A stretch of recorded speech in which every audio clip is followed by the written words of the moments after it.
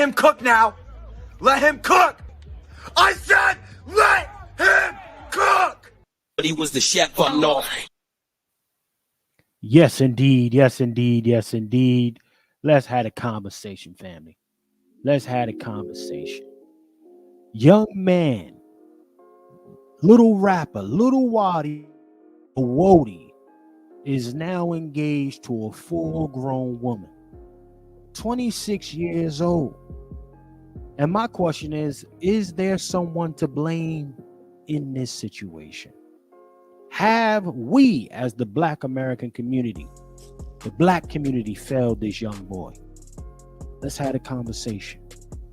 Also, your man is out here looking crazy. Drake's dad got the hot Cheetos outfit on. And then we're going to touch base on some other stuff. Your girl Kamala got out of pocket, right, with some Detroit protesters.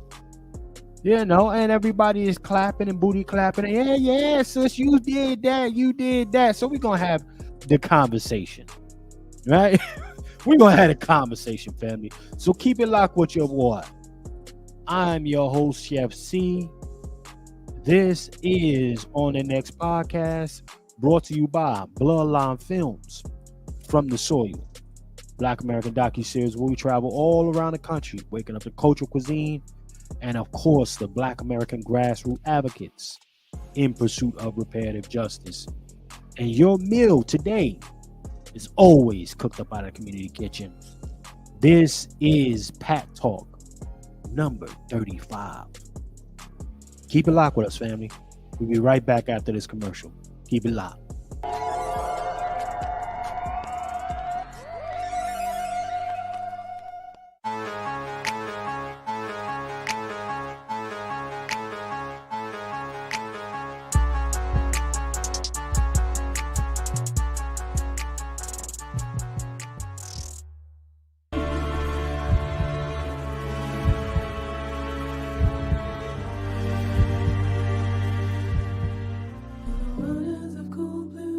I've been all over the world. I've noticed this about Black Americans, and I'll stop here. We have more people trying to turn us around than I've seen for any other group anywhere in the world relative to what our situation is. That you've got teachers, you got people that will just do stuff. If they find out you're legit, just help you because they want to see Black folks make it. We do have this. This is lacking in other places, I can assure you. But you know what? Our desire to save people cannot be greater than people's desire to be saved and to help. So the people that do not want it, let them go. Jesus said, let the dead bury the dead. I sure get it nowadays.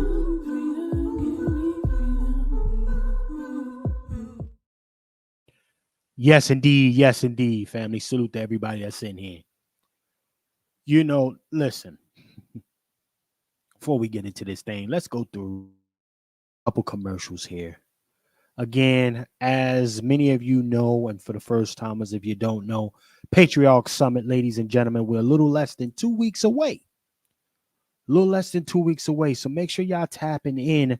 Y'all going over to www.patriarchsummit.com, getting your tickets, ladies and gentlemen. You ain't got to flooge yourself out like we say before. All right, this has been transformed into an online experience with a great deal of value, ladies and gentlemen. So you definitely want to be a part of this thing. Definitely come with the family, you know, tap in. It's going to be a great deal of information gathered and provided to y'all. So tap in, family, for real. You can also contribute there if you would like to as well. Scan any one of those QR codes, make the contribution, or cop your ticket. It's up to you, fam. Now, let's go ahead and make sure we put this on the set too. We can't forget the drippity drip. Head over to FromTheSoil.tv, put on section, get your Black American Heritage flag, Converse's limited edition, extra drippy, right? Or while you're there, copy your apron. It is Black August, y'all. It's Black August. You know what I mean? So go cop your Black American Heritage flag apron. Very drippy. You know what I mean? So with that being said, listen, let me go through the community kitchen chat. Let me see who's in the building. Let me see who's in here. And gotta see what family members in here. Listen, if y'all in the community kitchen chat, sound off. Let your boy know it's for real. Salute the brother. Cut the check in the building. Salute, cut the check. What's happening? What? Gunshot for cut the check. They hating on it. Where my volume at? Let me give you a real gunshot. Gunshot for them. Yes, indeed. Yes, indeed. Let me see who else is in here. Let me see. Hold on. Sister Q to the scales. What's happening with you, sis? Salute to Quiet Scales. Let me see who else is in the building. Let me see. Hold on. D-Dub. My nigga D-Dub, you in the building. What's happening with you, D-Dub? Salute. Yes, indeed. Let me see who else is in this smile real quick. Let me see. Oh, Sister Elevated. Oh, what's happening with you, sis? Oh, man, that's what's up. I ain't see you in a minute. Finally caught it live, sis. Salute the Elevated Minded in the building. Salute. Salute the sis. Salute. Good to do again. Yeah, I didn't mean. Yes, indeed. Let me see who else is in here. Let me see. Okay, we good right now. The ladies is. Hold on. My sister Star is in the building, ladies and gentlemen. Salute to Sister Star. What's happening, sis? Appreciate you always, sis, coming through, supporting, riding with us. And again, I want to say a great thank you to those who did contribute and have been contributing for all the broadcasts. Continue to contribute. We appreciate y'all. Just so you know that, to be very clear. We appreciate you always riding with us. Okay. Now, let me see if somebody else is in here before I get busy. Okay. Oh, the Negro. Hold on. Did I see it? There we go. The Negro is in the building. Yeah. Let me get my brother up in here. Negro is in the building, checking in from Biden's backyard. Salute the brother Negro. Brother Negro checking in from Biden's backyard, man. Y'all better look out for that brother. Send prayers for brother Negro. Send them prayers for the Negro. He out there in Biden's backyard, man. It get freaky out there. Yes, indeed. Okay, let me see who else is in. Okay, we're good. Now, ladies and gentlemen, just another jam-packed week of nonsense as usual, right? Just another wild week of fuckery. However, we want to be prepared in our own way to kind of try to dodge a lot of the wild shit that's always going on, right? Propaganda going crazy. Bust downs losing their mind. Oh, man. Damn. Salute. Oh, man. Shout out to Sister Elevated for hitting the Cash App. On GP coming through. Salute the Elevated. Sound it loud. Drop the leg. Much appreciated, Sister Elevated. Much appreciated. Most definitely. Salute. Brother Negro. Man, the Negro done checked in. Brother Negro, what's the vibration, man? What's popping? Yeah, man, I got the You bonus got a side. Negro down over there or what, man? No, we got a storm right now, but we staying fast. But I got the Batmobile out there, and I will be pulling up on Dr. Umar's his little shindig. I want to see what's going on out there because he's out there heavy in the Biden's backyard too. So just like there's all different types of casting characters out here. Yes, indeed. Yes. Yeah. Hey, man, make sure you bring back off or some Ifan Tunde pies, my nigga. I'm bringing back some footage, man. I will be coming through with some footage because I have to make sure that this brother is on code. I might ask him some lineage based questions. Be like, yo, you might get that support if you're rocking with the lineage. Like there should be like a lineage exploratory thing going on, where he could teach the kids so they can learn. Because there's a lot of black melanated kids who from the diaspora who don't know who their people are and their great people are, and that's a problem. Like you go up to a Haitian person, they're not gonna tell you who the big three are that got the Haitian Revolutionary War popping. Okay. So like that's just some of the things that I've been observing here that I think that brother could benefit from if he could stop thinking us as one big African. Right. You think I listen for me? I'm like, you know what? Fuck Dr. Fuck him. I'm not gonna make this a Dr. Umar show. He do that. He do good by him damn self on a lot of niggas. But yeah, man. You know, I've been looking at a lot of things, man, going on throughout this weekend, and I wanted to get the brothers' understanding of some shit here. You know, first and foremost, you know, before we get all the way to the other stuff, you know, I got to set it up with a couple. I got a couple niggatizers right now. Got a couple niggatizers, and maybe we got one main course today. I saw the female Bootsy. The female Bootsy. That's what got me on the stage real quick. Yeah. Listen, man. I mean, honestly, it's got to be a conversation because we'll save that. My man, remember Brian Pumper? You remember Brian Pumper? That name, is that the young brother that was like 18 or something years old that was in the NBA and he was targeted by one of those fast ladies that's in their 20s? Nah. See, Like that. This is a niggatizer right now. We're not going to the serious shit yet. This I'm is trying to think. The name sounds familiar though. Brian Pumper. Brian Pumper is the old school porn star. He was like, yeah, shout out to DW. Shout out to DW. Oh, you're talking about the homie with the nose. The homie with the nose and the long hair. Yo, didn't he get hit with some SA charges? Nah, see, I gotta play the clip for you. Let me bring up brother Brian Pumper, man. He's like a legend porn star.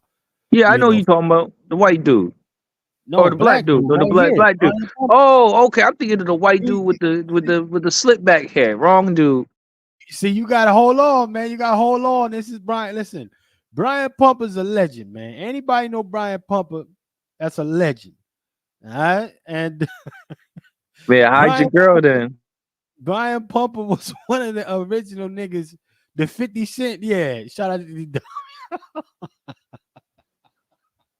he was the 50 Cent of porn. This nigga here, right here. This nigga right here.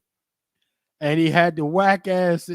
His tracks was whack, man. He was one of the first niggas that came on the scene in porn when they used to play a lot of that old elevator music, disco bullshit.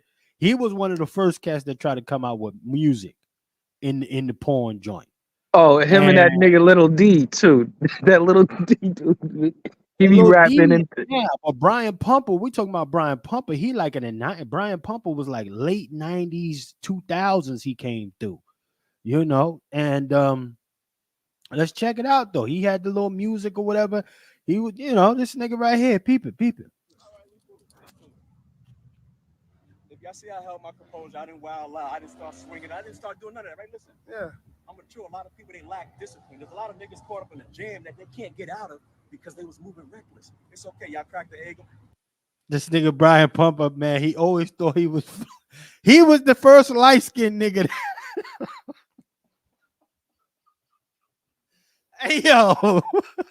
Hey, listen, y'all. Anybody know from back in the day? Y'all know Brian Pumper, man. This cat right here was the big right. There you go. Right, look at DW. He was the first. He was the Lloyd Bank 50 Cent porn nigga. He remind me the usher of porn right now. And he was always lifting chicks up, always trying to.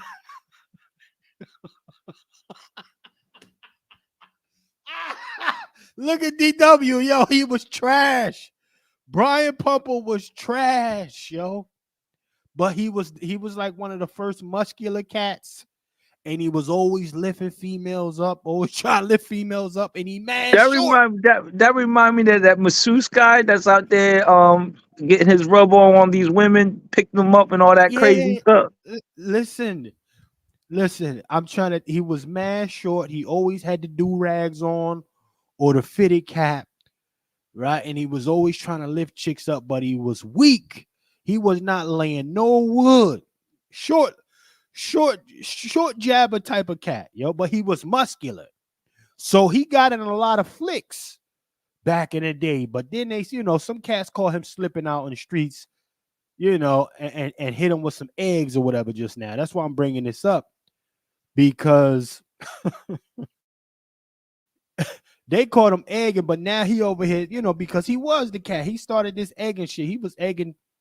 Anyway, let me play this track for y'all, man. Look at Ryan Pumper. And then he be thinking he a philosophizer. This nigga always had the same Method Man shape up, the Lloyd Banks shape up, the waves. He ain't changed since I was a little dude. He always been this same type of cat. I'm just surprised they caught him without a do-rag or fitted hat on. Yo, he actually had his shirt on. Yeah, let's peep it. The aint cracking. Look. He think he talking some fly shit. Always thought he was on some. Look. Like the egg. Who invented the aint cracking? You invented that. Anybody got your ass? Merrow's bitch. Why you create that? Look at Brian. Tell him, Merrow. Look at Brian. Don't slap that hoe. Little nigga, look. Egg that hoe. Hey, what the hell? Egg that hoe. Egg that hoe.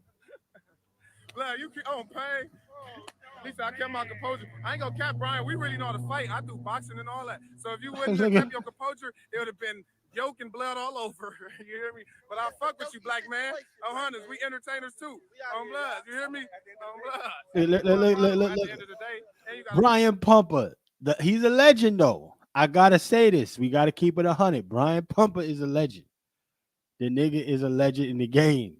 He was trash, but he's a straight legend. And I got to put. Oh shit.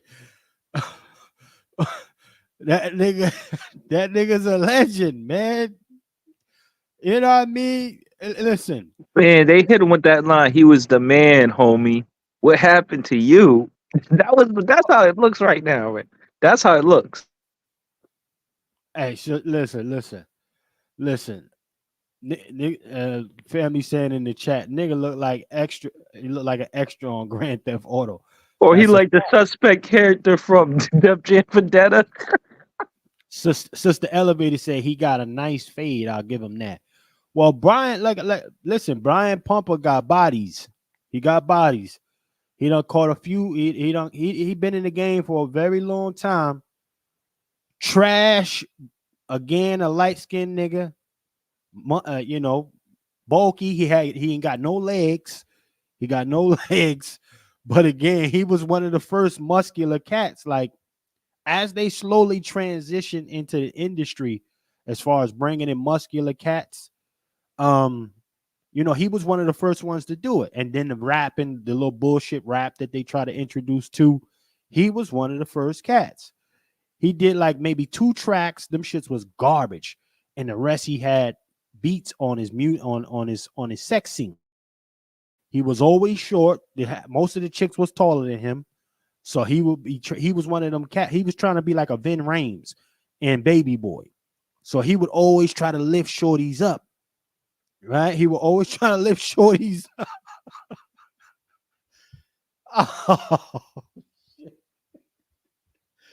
Try to lift shorties up with the do-rag on with the tank top. He had the G-Unit tank top. Like he fresh came home too. They always like to do the prison ones too. I remember, homie. Look. See, Brian Pumper still setting folks. He caught Sister Q Scales. Q Scales thought he was Lloyd Banks. See, that's crazy. Oh no, saying ain't so. Shout out to DW. She said he did a couple bisexual scenes. Now that's wild. Oh no. I didn't know that. That's crazy, yo. Nah. Brian Pumper down bad. Listen, that's So a little Brian. He's the Lamar Odom of the porn industry. Hold on. Let me see something. Let me see where the rest of the brothers at. Let me go ahead and put this on a. Let me put this track here. Hold on. How is my joint showing two people on Twitter on X, but 32? That's crazy. Shout out to X messing with the algies. But anyway, we good, family. I just want to go bring up Brian Pumper. He's a legend. You know what I mean? I haven't seen him in a long time. You know, and I'm glad to see that he's still alive. You know, he's one of the legends. You know what I mean? And I can't. Yo, why did they egg him?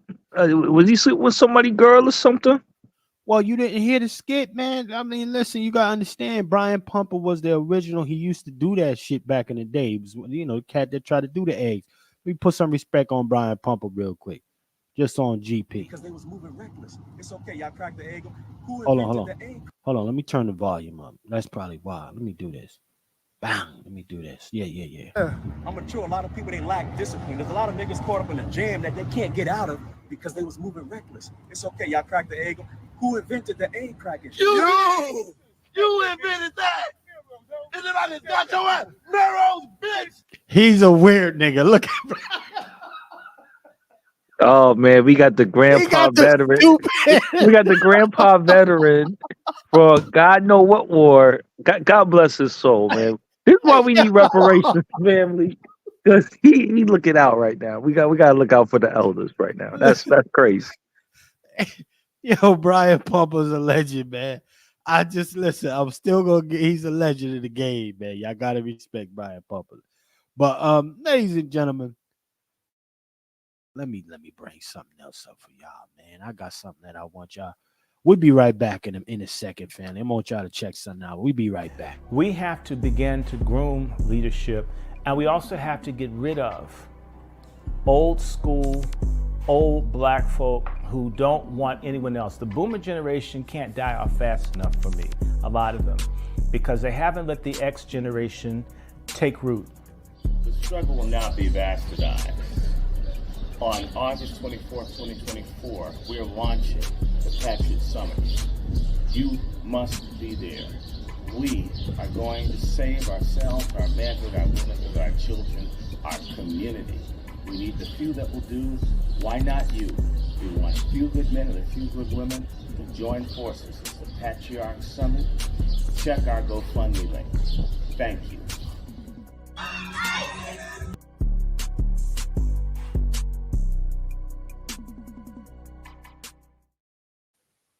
Yes, indeed, ladies and gentlemen.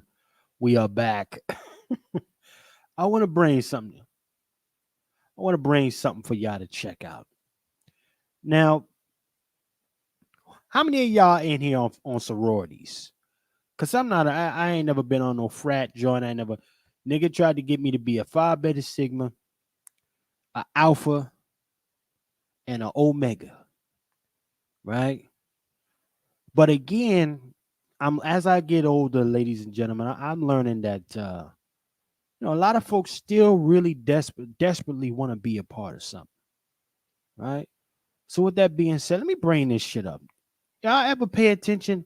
I say at some point you gotta grow the fuck up, okay? At some point you gotta grow the fuck up. Why is all of this slipping and skiweeing and all of this shit going on all the time? Yes, sis, and they all. Listen, y'all got kids. Y'all back ain't supposed to be moving like that no more. You're supposed to age gracefully. Chill the fuck out. These are the alpha. Yeah, these are AKAs right here. Wait a minute. So the Bengay and the mothballs ain't taking them out yet? Listen, they gonna start throwing their shit out, man. You're supposed to sit the fuck down at some point. Have a seat. Damn. Let's play this shit though. Look at it.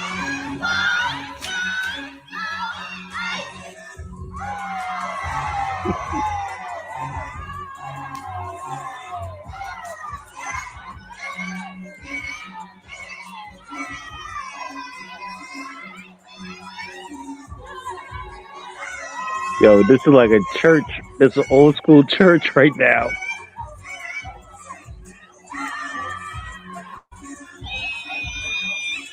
Oh God, you hear it?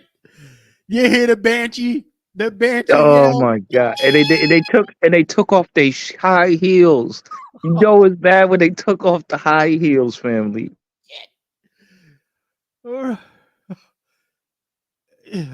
Oh my God. Did you hear the banshee yell? Ski! They all said it.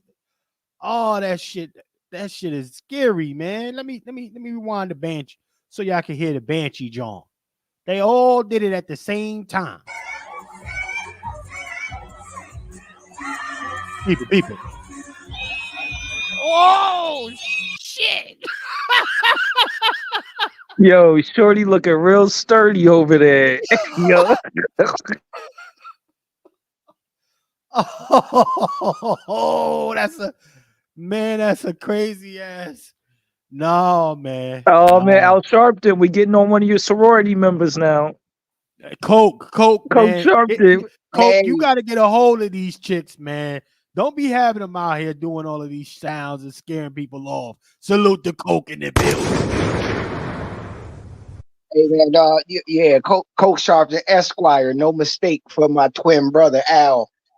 Yeah, the track jumpsuits ain't fitting like they used to. Hey, Yeah. listen, yes. I ain't about to say Queen because the only Queen I know around here is Queen Dubs. Salute Queen D Dub down there. But yes, push through, stroll through, Push Queen. through, Queen. Push Stroll, through. Where stroll. you at? No, chef. Stroll through. Look, when you gonna lead the stroll, because that's what it's called. Hey, listen, man. There's only two places I know where women are on the stroll, and one of them is a sorority. Mm. You feel where Twiz at right now? You feel me? God damn. Well, Yeah, listen. yeah. Stroll through, Queens. No. Stroll through, Pearls. Stroll through, Pearls. Stroll through. Hey, listen. Get that leg up high. Oh, you know Right, she right. feeling that one. You know she feeling that one in the morning. Get that leg up high. Husband sitting there like you ain't never did that. I ain't seen that since grad school. She not lifting nothing but she lifting a damn headache for that husband of hers. Salute, ladies and gentlemen. We got our brother Dr. Short in the building. Salute. Also want to say a quick salute to my brother Freezy from No Captivity checking in. What it look like, brother Freezy? Salute to you, man. Checking in.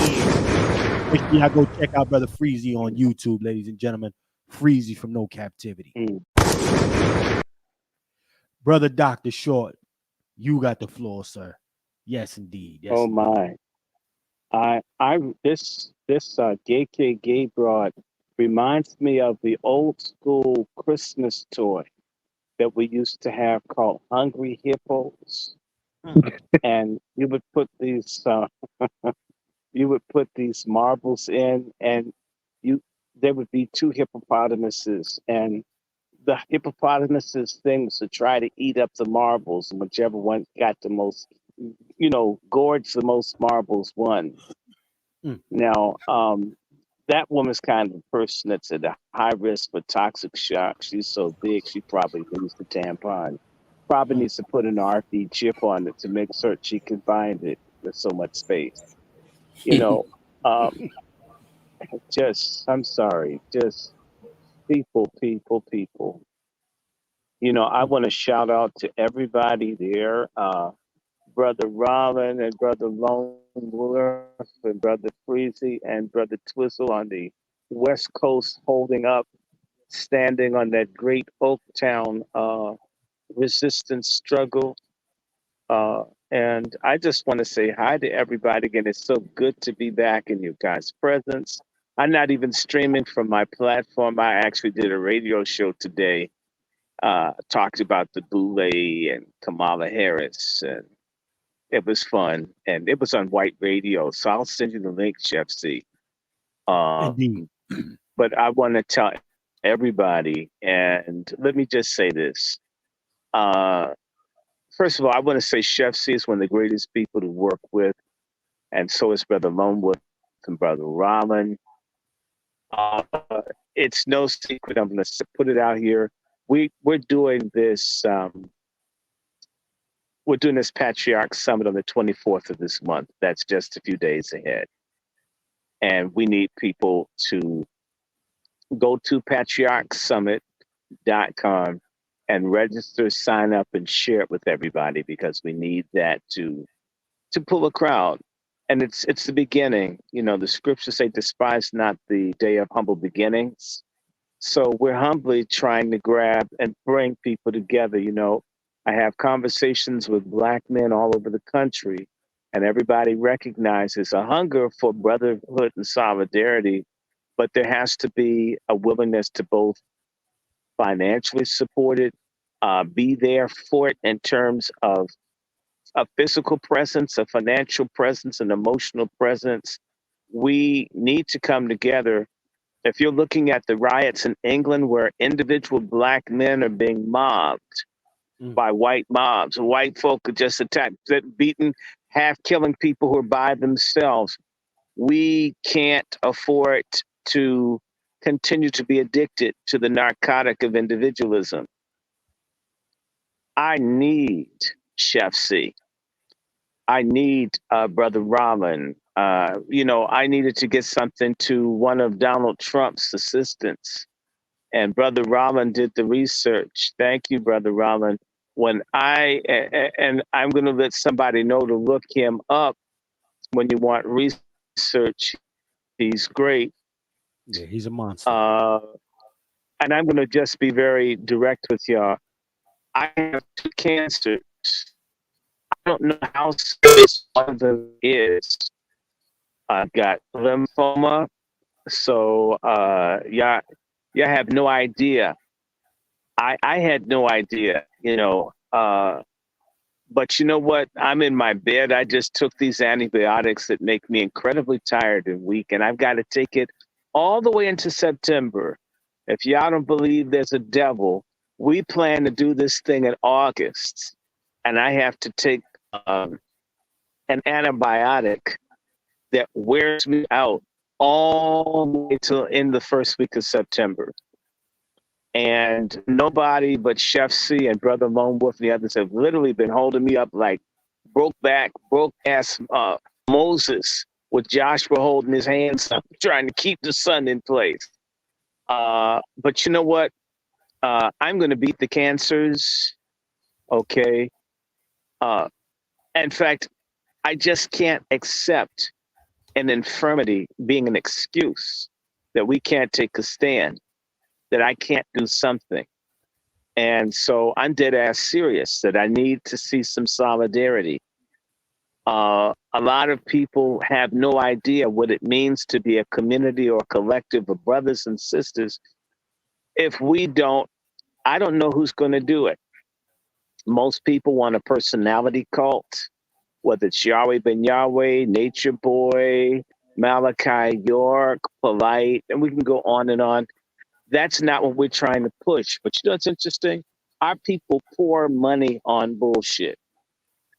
We're not trying to start something where we dominate you. So it's not like a Nation of Islam type situation where we want you to sell papers. We're trying to figure out how we can organically come together. And if we don't learn how to do it, if we don't master it, we're damned. Okay, we're damned. It's interesting. Look at how the Boule, and particularly all these studs and these sororities, have gotten together behind this fake Hindu bitch. And they're running her ass for president. With the only thing she does is laugh. I hope she doesn't laugh like that when it's screwed. That would really be annoying. And I could see why she's with that strange ass looking Jewish dude. And I want to say, by the way, have you noticed her so-called stepdaughter? That bitch looks like a crackhead Harry Potter. She does. I mean, I hope, yeah. I got soursop. I got all the herbs I need. But you got to take this damn antibacterial, because these fuckers gave me, I believe, contaminated blood. And it's a miracle, all the bad stuff that was in that crap, that it didn't kill me. So I've been like struggling. for 2.5 years, wondering what's going on. And they gave me some tired ass infected blood. But you know what? I still got some fight in me. And I'm going to be more active as soon as I'm off this stuff. So I'll make it through the summit, but you guys need to be there. And let me just say this to you. I'm not morbid. I don't mind dying. But I would feel really good. I could jump into my grave laughing, even with prostate cancer, struggling to get an erection, at least remember how good things used to be. I can jump into my grave laughing that a group of Black men got together and decided that they would at least, nothing else, support one another, encourage one another's business, encourage one another in their professional pursuits. We can do anything for one another. For us to have our sisters rediscover their womanhood, the majesty and regality of the Black women I used to see as a child. And I see now and then our sister moderators like Quiet Scales and Starlet, and Sister Star, Sister Latoya, Sister Miriam. We can too save ourselves from the boule, from the supremacists, from the illegals, from the gangbanger assholes, subversive Negroes. We can do it. It only takes a spark to start a forest fire. So like I says, look, live or die, I would like to have made some kind of contribution to my people. Really. That drives me. If you wondered, that's why I was in my hospital bed. I wanted to do more, but it says I don't want to like creep people out and the little ugly green hospital garb. In fact, I'm convinced a gay person made this shit because it doesn't cover the back. I always feel insecure in hospital garb because your ass isn't covered. Who would make a garb where you're behind, your butthole isn't covered? Pause. I said some gay dude did that so they can slide up in there, man. I hated wearing that shit. I was thinking about it. Someone told me to pause. I'll pause. No. Hold on real quick, brother Dr. Short, real quick. Salute to the brother Black Learn in the building. Salute. Hold on, let me give you your sound. Real quick. Who else is in here? My brother Next Level. Sister Scales, Quiet Scales was in there. And, we got her. We got her. Sister Quiet Scales. I just wanted to say hi to everybody's out here, and I thank you. You know, I'm going to rise again, and I think my penis will too with the sour sub and the new. Oh yes. You know what? Winky Cancer's going to lose. You know.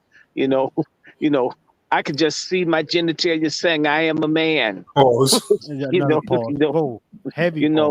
If Jesus rose again, so can I. I'm just trying. I mean, look, guys, please, if you love your dick, check on it.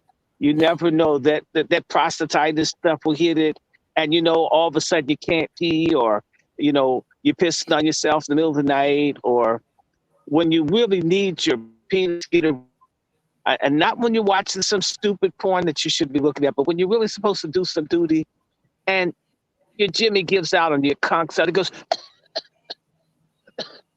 Your penis is coughing like it's got pneumonia, and it's all limp like linguini.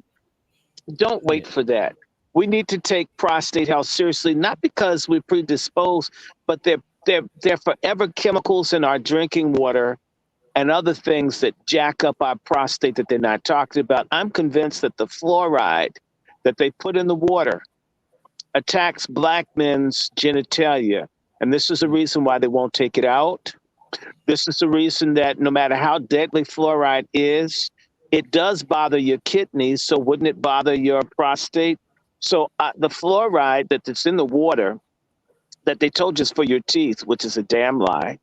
The fluoride, I believe, attacks Black men in particular because we absorb fluoride at twice the rate of white people. So if you get fluoride and you put it in the lead pipes, we're getting lead poisoning and fluoride poisoning. You can even see it in people's teeth Chief, and it's also attacking, I think it's attacking our dicks. This is an attack on our dick sisters. I mean, it's not just Pride Month. I mean, this is every time you take a shower, you're absorbing this stuff, and it may be attacking your thing. So please, if you love yourself or you're just a narcissistic person that's proud of all the inches God gave you and you didn't give yourself, check your dick out. Check it out before it checks out on you. And I'm a witness, because I was noticing and shit. I used to be like, remember the now ladies when the real big packs? Now the shit's gotten smaller. If your dick is like downsizing and you can't figure out why, it could be prostatitis, which leads to prostate cancer. So I just want to give you guys some dick tips. And this is a Patriarch Summit, and this is talk. I want you to have as many inches, and please don't point at it, man. As many inches as you and your lady, the good Lord would give you. And don't live bad health. Downsize your dick. I mean, of the few pleasures that we have in this world is our dicks, brothers. They're taking that shit away from us too. Brother So Short. please, check your credit, check your penis, please. I mean, hear it from me. Don't end up like me where you're like, God, Lord, I was bigger. We freezing here. Are you frozen? I can't hear anything. Hello. Hello, are we there? I can hear you. Are you there, brother Short? I'm here. Do you hear me? I hear you perfectly. Yeah, it just went all quiet just now. Hold on 1 second. Okay. All right. Let me do this real quick. Let me do this. Again, salute real fast. The brother Black Laren. Let me get my brother Next Level. Salute the brother Next Level in the building. Let me see who else is in here. Let me see real quick. Who else is in the building? I think I saw. Oh, Q in the building. Salute Q in the building. Yeah, come through, Q. And the white woman to him, man, definitely. He's in Pennsylvania too. We got the clip for you, Q.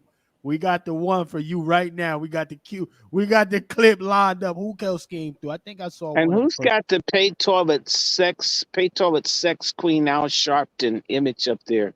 He doesn't even look like that anymore. He looks like he's had AIDS for the last. That's Coke Sharpton's peace, brother Adrian. peace. Oh, okay, I'm sorry.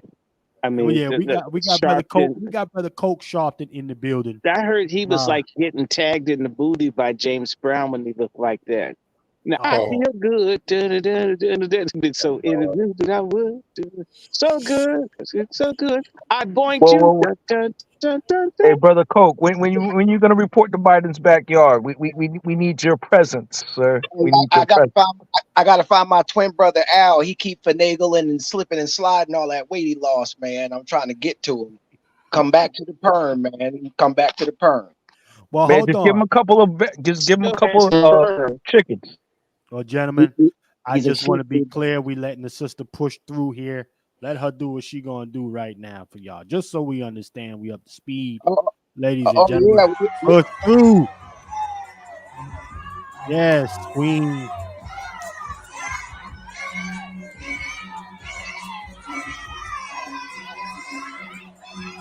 What sisters pushing through?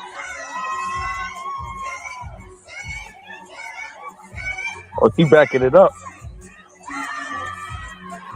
Oh, like Cori Bush got backed up. She went from looking like a Rottweiler to looking like a congresswoman. And the Hebrews still took her ass out. Listen to the banter, yeah. That was cool. Oh, there it is.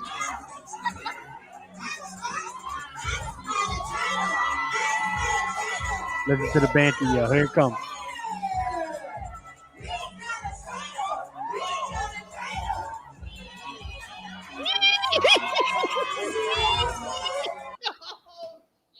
Yo, they remind me of this little piggy went all the way home.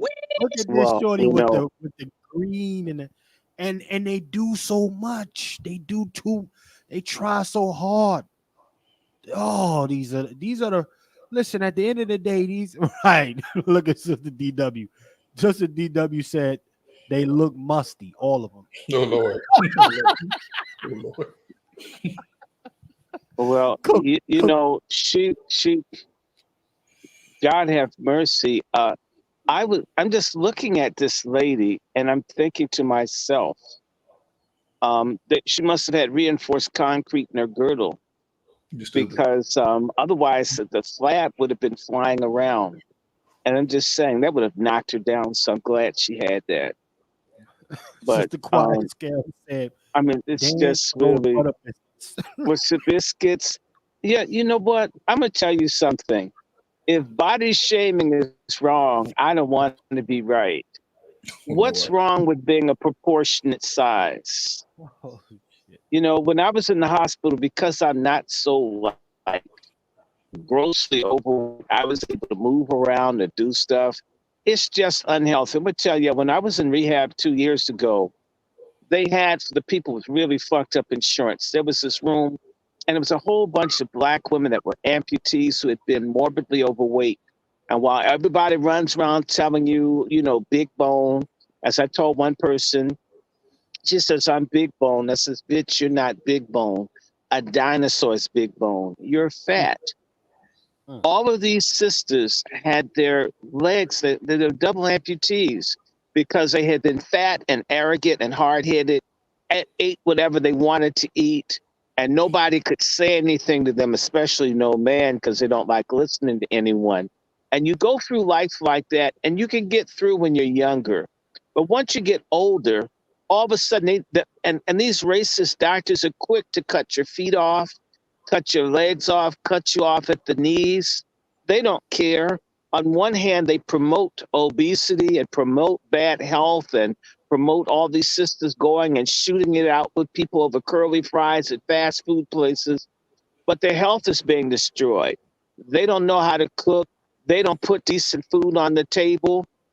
All the kids got type 2 diabetes at 5 and 6 because of this cult of fatness. You ain't no goddess. You're a slob that needs a gym membership. Maybe get 2. And it's time for us to start doing that. And you know what? We black men don't like this shit. And it's not normal. It's not natural. And where did the image of the fat, overweight, unattractive black woman come in? It goes back to the mammy and slavery. This is what white people want. They've got these folks brainwashed into thinking being morbidly overweight is part of your African culture. Nigga, you don't even know if your ancestors came from Africa. You don't know that. What you do know is when you get on the scale, you're hoping 4 figures don't come up. I tell you what, gentlemen. This is a salute to the brother Negro. Let me go through the panel real quick. Like I said, ladies and gentlemen, panel has grown real quick. We got the brothers in here.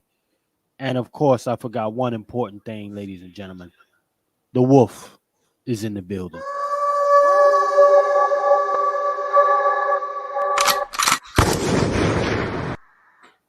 Yes, indeed, brother Juan J. Johnson, sir. Yeah, I'm glad you got it here early. We didn't get too far, sir. But listen, are they strolling to freedom here? What are your thoughts on this this exhibition here, brother Juan J. Johnson? They are strolling in bondage. I mean, look, when I think about the sorors, the fraternities, they all start in college, right?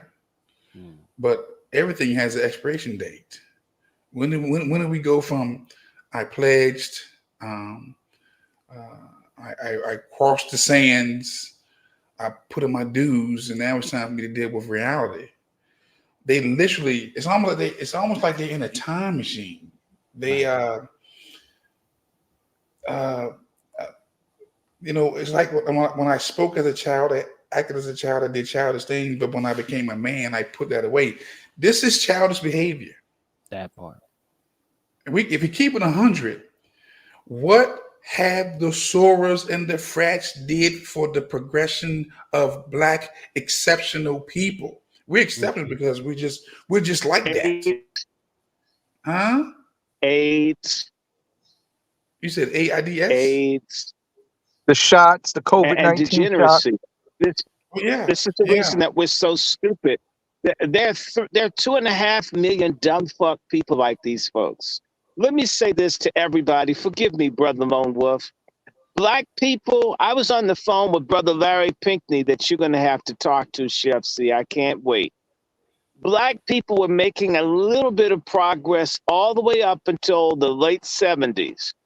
What happened in the late 50s and early 60s is that when Black folks began to get serious about getting ahead in American society, the Greek letter organizations took hits. People quit.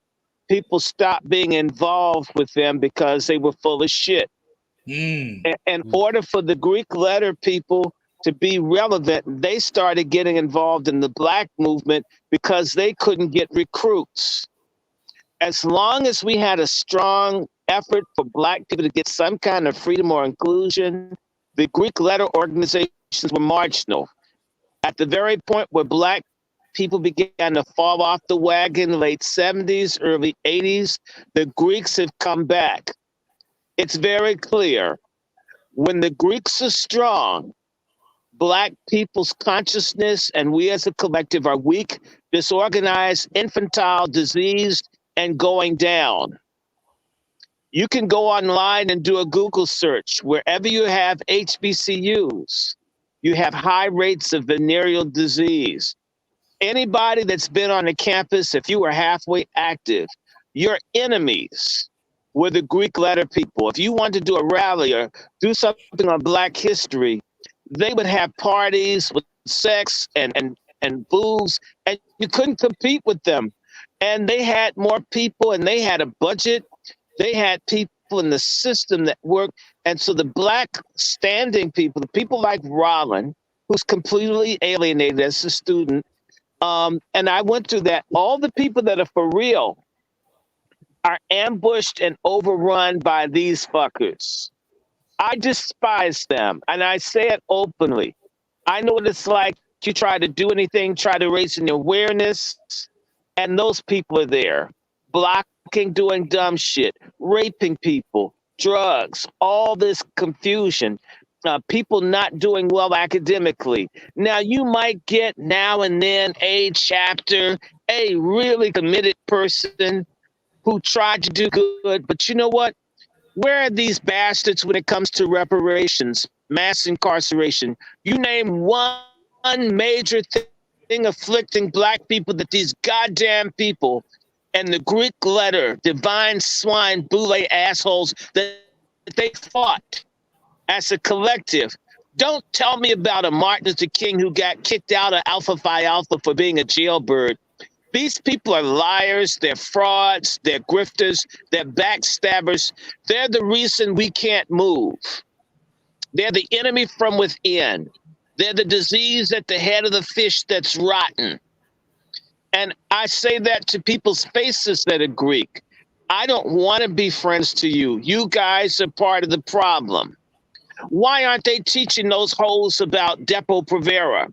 Why aren't they teaching these women about nutrition instead of this silly dancing and stepping and shit? Everything's a fucking celebration and a party as if we're not being genocided slowly as a group. And for all people, the Greeks, you goddamn liars, you are in the fucking boule. You can't be a brown shirt and not be a Nazi. You can't participate in some of it and not be guilty for it as a collective. A lot of niggas start acting like white people. Their whole family's in the Klan and somehow they're not a bad person. You know goodness well that the leaders and the chapters, I know folks that are leaving the Greek thing, they'll tell you when they want to do something in the community, they get fought. They get fought by their chapters. All those folks want to do is party, screw, lie, be bisexuals, do dumb shit. Like my cousin was telling me that he was in a park in Philadelphia and there were all these Omega Psi Phi guys with their gold boots on, with their jackets on, with no clothes on, doing steps in the park. This is what they're doing as our people are being destroyed. So, and I don't care two fucks about their degrees or what. Our people are being let down. They're traitors, every single traitors to God too. Call yourself a Christian, and yet you worship the God of your sorority or your fraternity. It's satanic. It's part of our people being blinded and crippled and enslaved. Are these wicked entities? They've hijacked the churches. Why can't our kids learn? Those AKA and Delta bitches run the public schools where our kids can't read or write. Get the hell out of my face with these people. So yes, you're fat, you're ugly, you're musty, you're a disgrace. You're a traitor to God, our ancestors, and our future. And everybody needs to know that all the Greek letter organizations support eugenics, which is basically slow genocide for Black people. That the Greek letter organizations are in partnership with Planned Parenthood. Margaret Sanger's organization was called the American Birth Control League that wanted to wipe out Black people with the Negro Project. All of the Greeks support this. All of the Greeks support Depo-Provera that sterilizes and destroys and gives breast cancer to Black women. This is disgusting that these people aren't called out. So if you look at the Black church and wonder, all these gay pastors, all this trans stuff, all of this gender fluid, how there's not one issue that we've ever believed in, that you don't see any of these institutions controlled by these devils taking a stand. That is the Greeks. That's their influence. They are Luciferian, sodomite, sappist, enemies of the soul of our people. They're just as dangerous as the Ku Klux Klan and the Nazis, and we think they're the talented 10th. Damn it, if that's talent, then how the hell are we in the situation that we're in right now? Well, Brother Wolf, I mean, go ahead, Brother Wolf. So look, I'll say this. What a name C. Dolores Tucker comes to my mind. If you don't know who C. Dolores Tucker is, look her up. C. Dolores Tucker was a very outspoken sister about the debauchery, the degradation of this hip hop piece. She saw it before it really became real vulgar like it is today. And my question is, where were the sororities backing her up? She was Delta. She was betrayed by the Greeks. She was a Delta. I worked for C. Dolores Tucker. C. Dolores Tucker was betrayed by the Greeks. Anybody serious, anybody that really wants to give their heart to stand up for God and their people gets betrayed. These folks would stab Jesus with the steak knife if they could find him. The steak knife, my God. And that's my question. Watch this. When we talk about accountability, women being accountable, what we see out here in these streets with this scandalous, degrading music and these just, I can't even find the words for what we see out here, the debauchery, women not holding other women accountable. And you would think that that the Divine Nine, that the Soras would have taken the lead in checking your Stallions, Megans, and checking your Sukihanas before they blew up, and checking these what's that girl name? Any of them? Give me all the ratchetness. Sukis, right? Your Sukis, yeah. What's that? Sexy Red, Megan the Stallion, Cowhole, all of them bust downs. Yeah. But let me just say this to you, Lone Wolf. At Howard University, there was a case that happened in the early 2000s And it was alleged that all the AKAs that wanted to cross over had to be sodomized in their mouth and in their rectum by the Qs. And somebody contracted HIV and the family sued. If you understand when I say to you that it used to be a ritual, and for people that will be honest, there are rituals where people get raped and abused as part of that whole culture. That's part of the secrecy. Men getting raped, women getting raped, and that's why people are so tight and unified around their Luciferian lives. And that's the real glue. The secrets, the stuff they did, the people drinking. How many people have been killed? Do you guys know that there are lawsuits and there are chapters all over the country that get kicked off for abusing people, for hazing? All this black self-hatred and destructive and degenerate behavior. These people created the climate that could embrace a Megan Thee Stallion. After all, Atlanta is the capital of the boule. Name a more nasty, more AIDS-drenched place than Atlanta, Georgia. So where those folks come in, the degeneracy follows. And that's why all you have to do is look. Don't take my word for it. Understand that, excuse me, this situation that's going on, and I mean that, within Alpha Phi Alpha, where they want women, trans men, to be admitted in Alpha Phi Alpha. How does this even happen? How does this even happen? And now they're fighting. And because they have so many people like that, because I'm going to tell you something, that kind of cultic behavior attracts degenerate people. When you need to be around people, that need to eat muskrat poop and, and pretend they have a giraffe dick in their mouth, and, and it's a banana with rubber on it, you need to do all of that to be around people. There's a thin line between you going to a bathhouse or going to a glory hole or being a complete, total freak and degenerate. And it's a fact, a whole bunch of these fraternities, the women are all studs and the men are all gay, and they have these arranged marriages. I've been watching it my whole life in Howard, where you have the man who really does it to dudes, but he has a wife. They have like one kid. The kid hates the parents. That's a big part of the black elite. This is who these niggas really are. This is who people are. And so this stuff, you're looking at how the people are pushing and all these stupid black women that can't define a woman. I bet you're going to find out they're Greek. Most of the black women in Congress, they're deltas. When you start seeing all this nasty stuff, this is who they are. That's what they join. And when the people think when their college days are over, okay, now I can really do something, they find out they can't. I got a cousin that's a Kappa in Prince George's, created this program for young men called Kappa Care.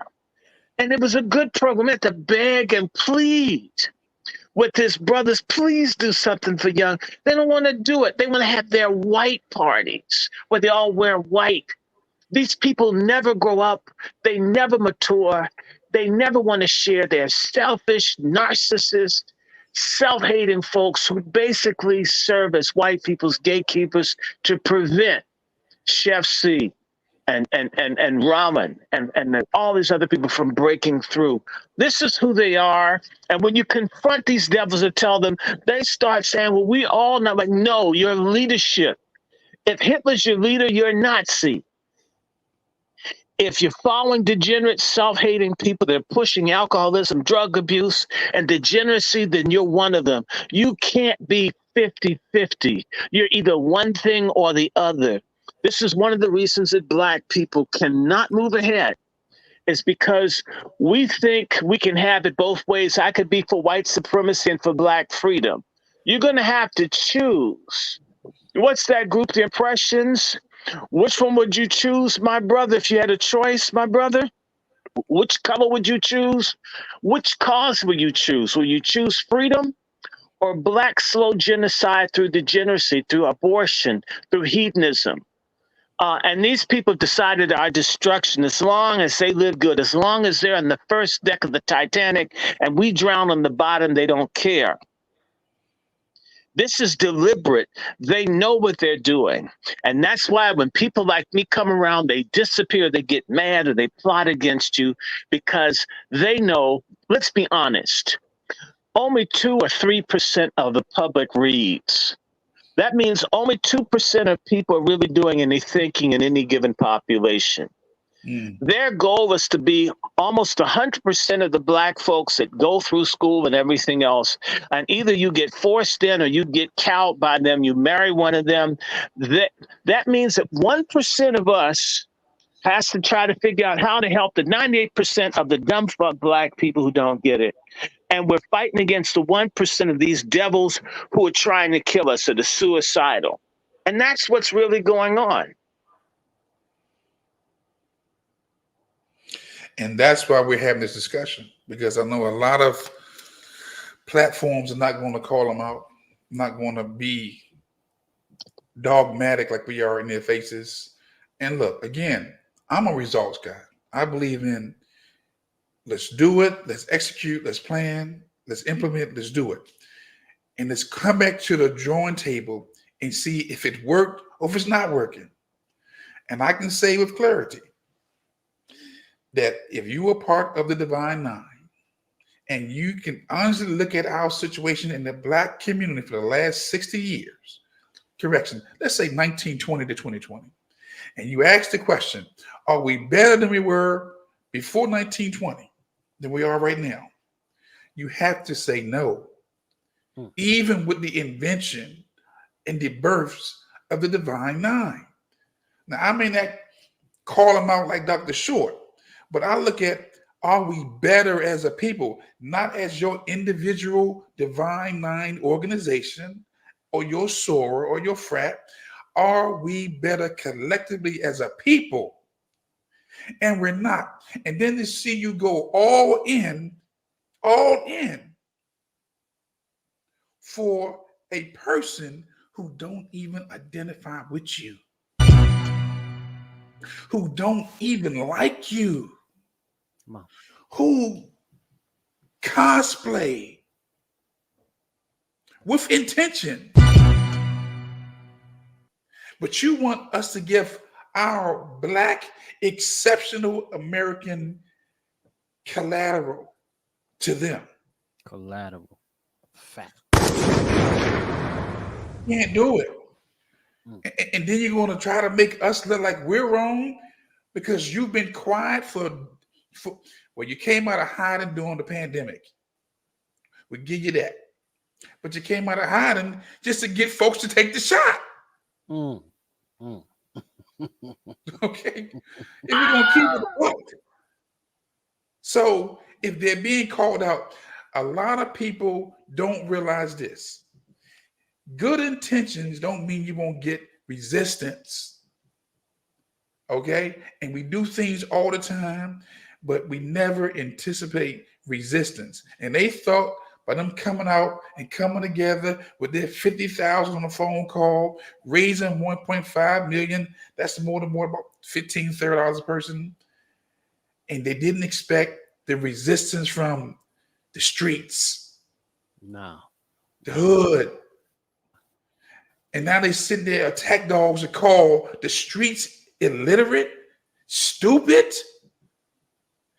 because we refuse to join forces with people who have showed our community contempt. Come on, man. And I know, look here, I know a lot of Masonic or Divine Nine. I know a lot of them. Okay? But it does not take away from the fact that you're out of order. You're out of order right now. You're asking us to blindly accept a person who I can't visually see in the Situation Room giving orders on striking Ukraine, assisting Israel, or any war. You talk. I mean, I'm thinking as a warrior, as somebody who's going to plan or watch and sit back and see the destruction of civilizations.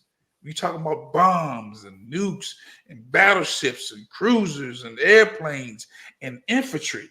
I will not give that power to Kamala Harris. And that's not saying I'm on board with Trump either. I've been an independent. Matter of fact, I go on record. The last election, I voted for my damn self.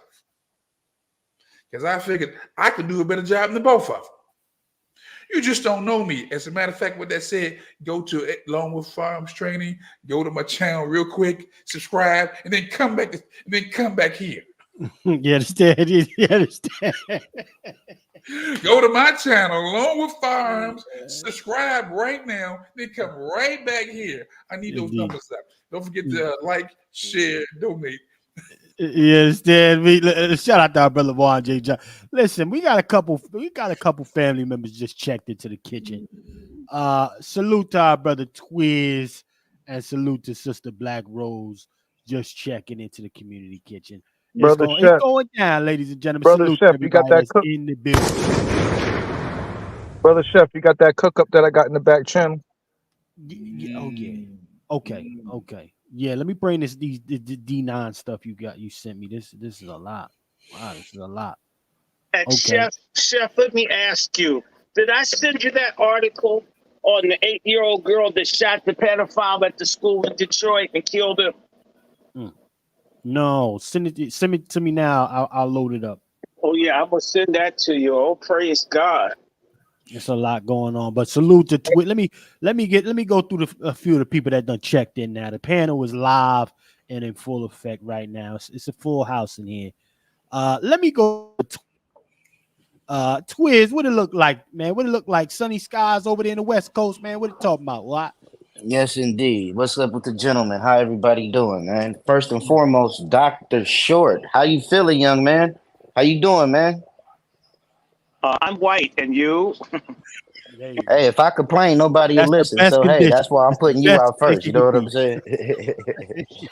Yes, indeed. So, I'm just tapping in and I'm just getting in. So, I'm just going to fall back and listen so I can catch up, man. Yeah, okay. And Dr. Short, keep cooking, Dr. Short, because I like what you're talking about. Yes, I'm just sitting here watching Fox News, watching Kamala plagiarize herself saying the same speech she did in Wisconsin and in Michigan. Yes, she said the same exact speech in 2 different cities. So it's good right now. So, hey, y'all, shout out to the room. Shout out to the wolf. Woo! And all the family, man. You understand? Yes, indeed. Yes, indeed. Sister Black, salute the brother Twiz in the building, man. Sister Black Rose, what it look like, sis? Are you up to speed? What's happening with you?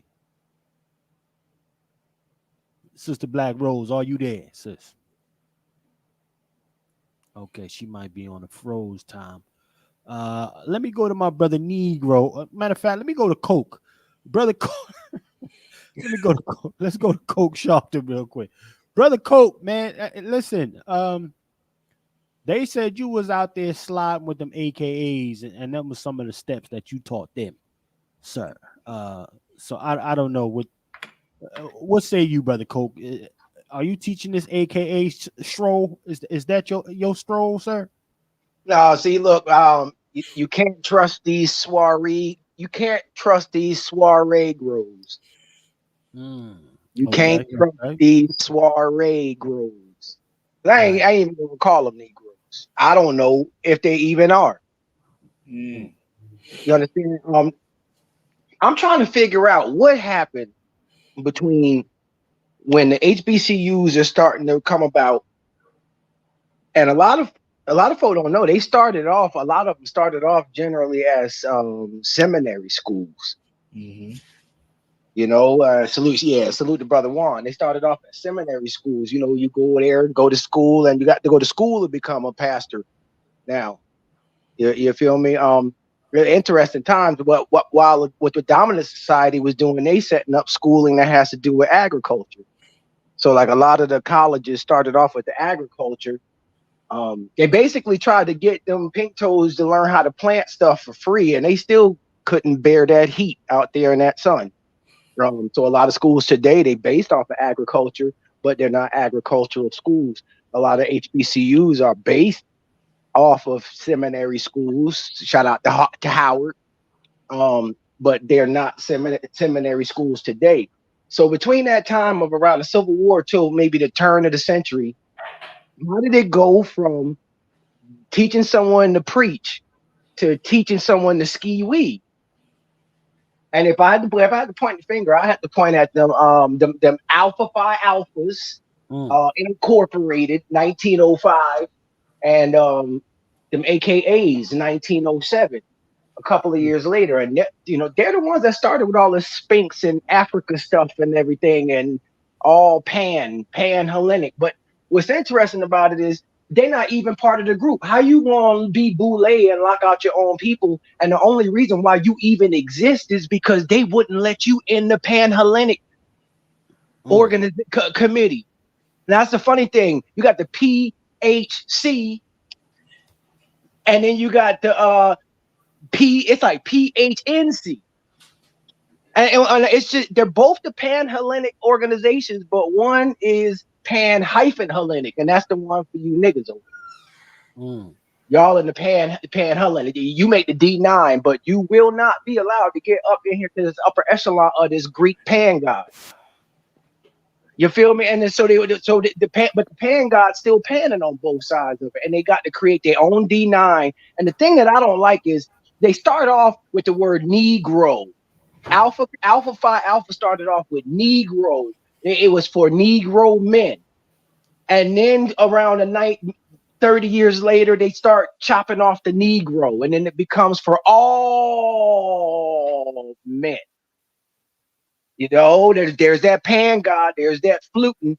Y'all dig into that Pan god. I just want to leave it as we watch these Pan cheerleading squads, because that's all I hear when I just all that loud noise. Look up the Pan god.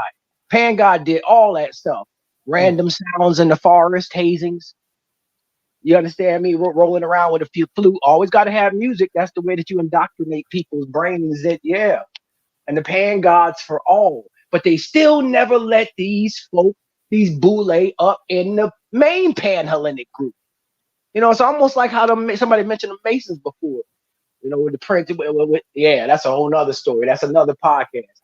But the thing is, though, fellas, is that they're doing this boule stuff, and you're not even part of that in crowd over there. Those other 26 Greek letters in all pink toe sororities and fraternities and all of that stuff. You still not even part of the in group. How you gonna out group your own people and you're not even in the in group? Brother Coke, but one of my biggest challenges is how are you going to be the top 10% of the Black collective, right? And you stand on the sideline and watch other people practice benign neglect policies towards our people. Right. If you are the brainchild, if you are the brainchild of our people, how do you stand back for decades and watch everybody else get resources? And you're supposed to be the smartest of us all, the most talented of us all, and you watch, not just watch, you advocate for everybody but your own people. Well, you know what? Not treason. I don't know what to say it is, man. Well, hold on, brother Juan. I think that what we're messing up doing is we approaching it from a sane side of the people. We might have to hold this we might have to hold this pinky, brother Juan, because who's to say that they look at us like their people? Isn't that the whole point? Isn't that the whole point of more segregation while you pushing desegregation? Martin Luther King, shout out to that, Alpha Phi Alpha. This brother's telling the truth, brother Juan. I'll just tell you a true story. Years ago, about 25 years ago, I was on the board of trustees at Howard. I just barely won running. I ran against the Greek the second time, but before, the people told me, we like you. You do everything right for Black people. You stand up. You're not corruptible. You're not hurting no sisters. You ain't sissy. You do everything right, but you know what? You're not one of us. We can't support you. It doesn't matter how good or how decent or how committed. You didn't join us, so we don't back you. And this happens all over the country when people run for office or whatever. They can't get any help to go out because they didn't pledge. And yet, when you do pledge, they still don't back any activity most of the time, which means that the most popular person in the frat is the person that drinks the most, fights the most, horse. So the most depraved, despicable person, that's the person, like what you see in hip hop and rap and these ratchet holes. The same thing exists in the frats. And those are the people that rise to the top. The mediocre, degenerate, nasty, vile, and foul people. That's what we get. That's the leadership we got. And therefore, they don't see us. In fact, they separate the world into Greek and non-Greek. And you need to know all these Greek letter organizations are full of Africans and Caribbeans and tethers. And I had an Alpha Phi Alpha from Ghana named Kwabena tell me to my face in a room full of people, Black Americans have no culture. And they let him say this because he had crossed over and become Greek. They were on his side against mine, saying that Black people had a culture. Well, Their letters come before race. They hate us. And the only way that we'll fight them, we have to revile and reject and give those folk hell until people realize it's not cool. It's not pretty to betray your people and God. You're on the wrong side. And that's why when we had a movement as a people, you did not have this Greek stuff. When Black people began to fall by the wayside, the Greek letter groups exploded in the early 80s. We haven't made a damn step forward since they've come back to the fore. They have to be driven from the center, from leadership as that people, or we're dead. Well, they check don't this. care. Check this out, brother Dr. Short and the gentleman.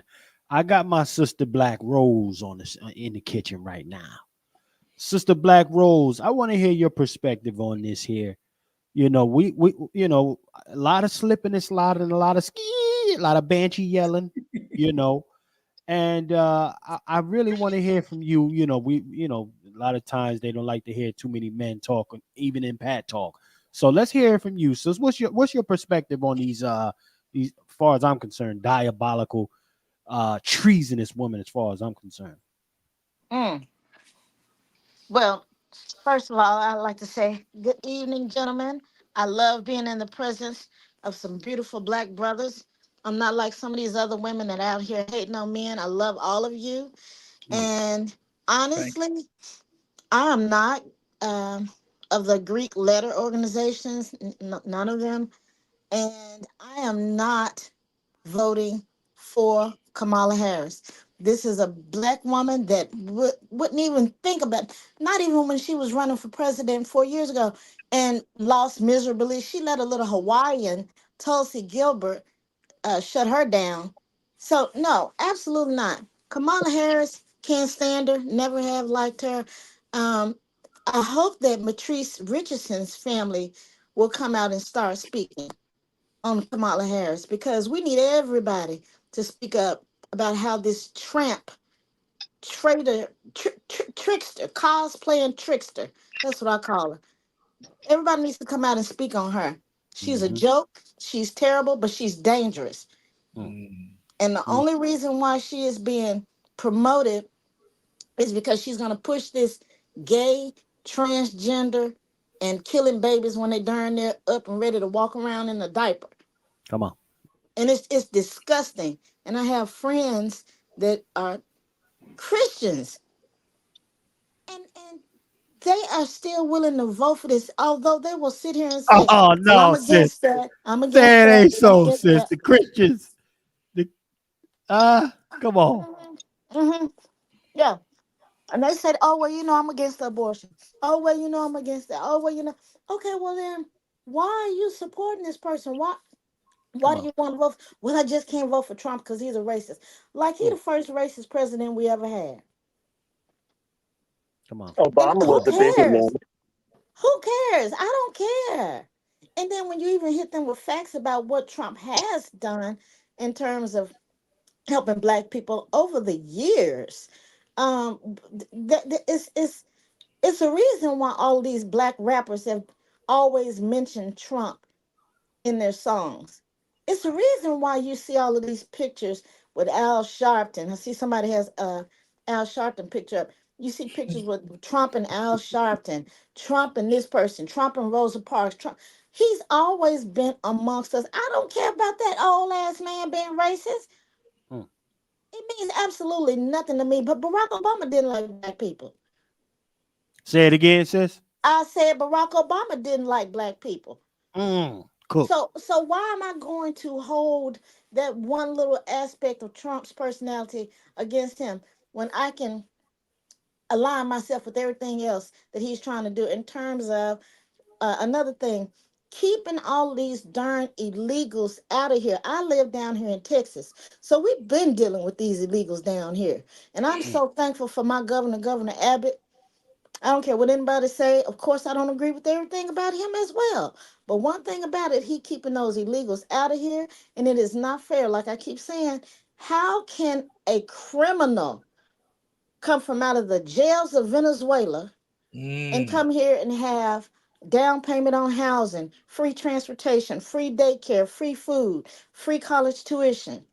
And none of our veterans or senior citizens or just plain simple people in need can receive these types of resources. So that's why they're going to continue to promote Kamala Harris because she's a dirty tramp, coochie K bitch, excuse my There you go. language. And they're going Cook. to No, promote cook. her Cook. because that's what she's about. She's a puppet, and they know that they can control her. And she hates black people. So all Come of on. this stuff about, oh, well, she's black, she's black. Give me a break. Yeah, even if she was black, I don't care. She could be as black as Maxine Waters. I Mm. still don't like her. Cool. Period.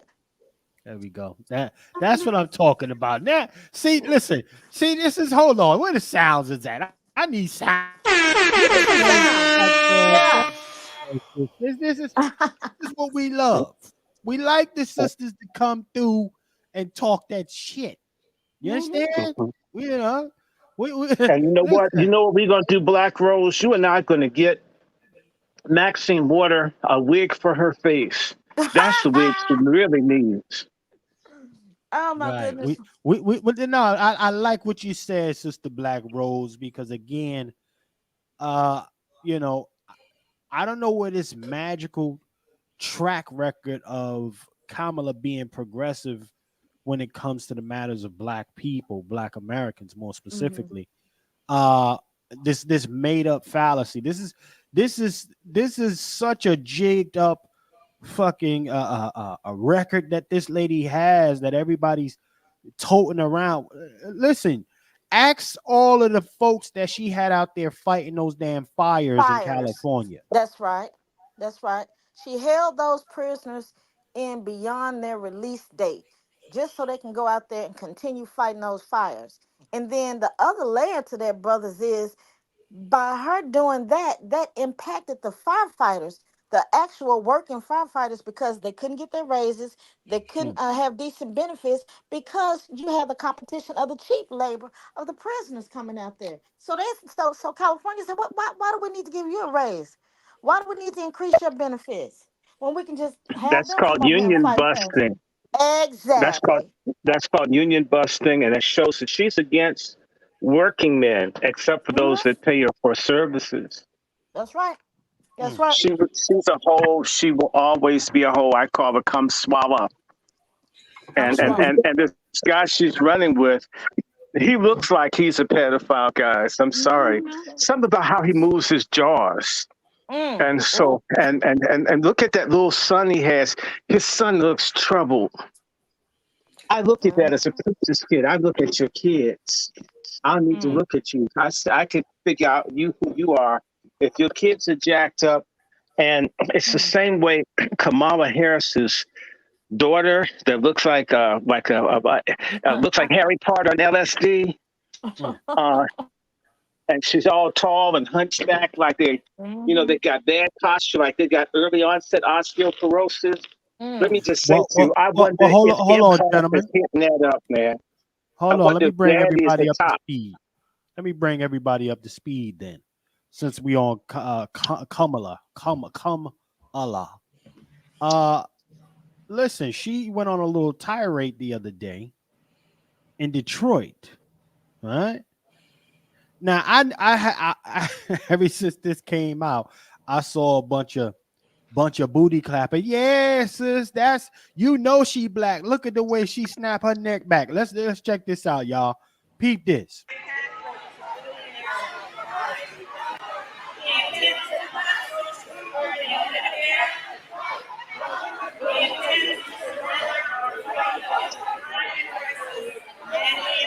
To end the Affordable Care Act. You know what?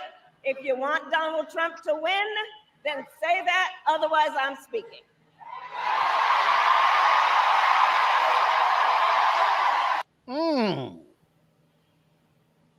Spicy. No, I think that they coached those people just like they had the homeless people show up at her first rally. They gave them food and such. And the minute Megan Thee Stallion stopped popping their pussy, they made it for the exit.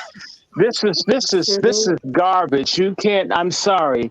That's some fake Howard stuff. It's useless. She's trying to act like a tough ghetto There you bitch. go. She There you is go. nothing Come but on. a cosplaying Hindu hater. They don't like us. And you know what? The black women who wish that they were her complexion with her hair, which is naturally black, that she puts brown so she doesn't look like she's Indian. She's fooling. And for all the old black dudes, old folk with dried up prostates, I was at a Congressional Black Caucus event, and these old Negroes were just moaning and groaning in their drawers over Kamala Harris. It was so sad. I had to get up and walk. I had to get out of the banquet hall. I couldn't handle it. All of these black men lusting over. She could handle everybody. She could have taken on everybody and get her appointment book out. But it's beside the point. Are we that cheap for some used up Southwest Asian pussy that we betray our people for a mess of Hindu sexual pottage? Damn, black men. If your dick is that important, you should cut that fucker off because it's in the way of our survival. Doc, I just posted in the chat, the private, on my chat that, she's actually leading the campaign to undermine the Freedmen's Bank. Oh, I got you. Ooh, Brother Juan, I got you, sir. That belongs exclusively to Black Americans. Yes, exceptional Black Americans. Because I say all Black Americans are exceptional, even the ones who are drugged out. I mean, we all have the filth and the bad in our communities. But at the end of the day, Black Americans are exceptional. But when I read that White House piece and how she's attached minorities, people of color to our bank, the Freedmen's Bank in 1865, man, I can't find words. Wait. Would you mind if I had a couple? No, I'll go ahead, Roland. Yeah, I wanted to weigh in on that. One of the things is that he had everybody that was not a Black American, Negro, and etc. at that forum. I watched 5 hours of this, family. I tagged a couple of these fraudmen people about this, saying a year ago, why are you not suing this individual? This woman is, to me, it shows to me that the term freedman is a POC term that anybody has. Wait a minute. The freedmen are Greeks. The freedmen down here are Greek letter. That bitch Roz in Prince George's County is a Delta. These people are masquerading. There's a little group called Divine Nine for reparations. It's Yeah, I saw that. a subset of Greeks who know that their larger group is wrong. So they've decided to hijack reparations to avoid the criticism of people like us. It's not because they want reparations for us. They don't want to be called traitor niggers.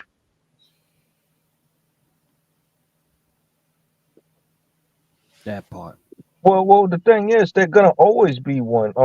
Can I go right into some of the colorism things that we could talk about here, and the reason why these other melanated people from the diaspora acquiesce to their system because they perpetuate colorism in their communities, right? Facts. The D9 system is built on colorism, family. Even from the slave masters and the descendants of those children that goes to those universities, all the way to the D9 structure itself is built on colorism. The paper bag test. Very anti-black, anti-Negro behaviors that are being perpetuated here. And you see why these other, I'll say, people from the diaspora, these foreign flag terrorists, have negative views towards our community. They harbor these sentiments while they're in these top positions, and we know that when these people are in these top positions, they're catered to some of these frats and sororities. So they're picking up this type of anti-black. They need to be sued for genocide. That's where we need to be going at. You're a perpetuator of genocide. Like, we need to tack them up next to the damn Klan when it comes to these lawsuits. That's where I'm alluding to, family, because they know exactly what they're doing and they don't care. Well, I want to hear from Brother Coke. Salute the brother, Brother Negro. I'm gonna bring that receipt up for you, man. Yeah, Brother Coke, man. What were you saying about that? You started to get into something, man.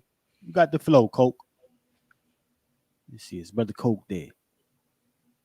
Coke, are you in the building, sir? That's just sound crazy. Yeah, I'm here. I just had to bring up my receipt. Yeah, pardon me on that one. Okay. Yeah, where was we at with that one right there? The AKAs, where them alphas at? Uh-huh. Yeah. Let me look it up. Negro. Hold on.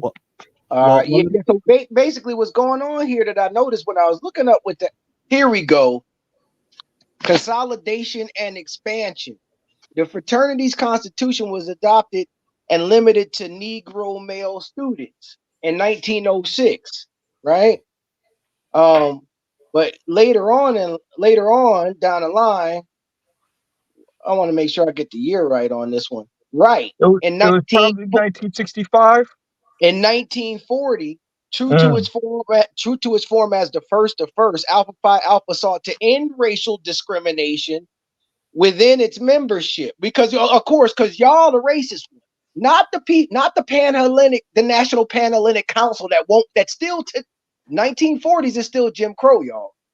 They still not letting these black Greeks and frats up inside of their council.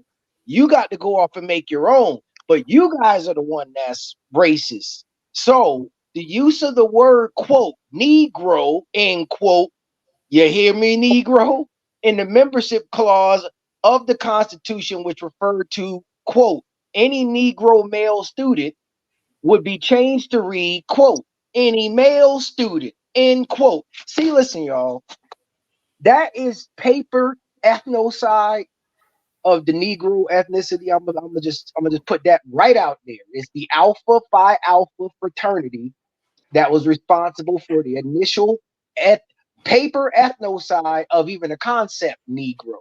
Now we the racist ones. Let's get this Negro stuff off of here. They're the ones that bought that Sphinx and the pyramids and the burning sands from Africa, all the way over to here. And see, the thing is, what I'm learning with this Kamala, to bring it back to Kamala, she is, hey, here's your intersectionality, y'all. She's the intersection of pan-Hellenic, pansexual, and pan-Africanism. And this pan that's at the root of all of this bullshit. Telling y'all, watch that pan demon.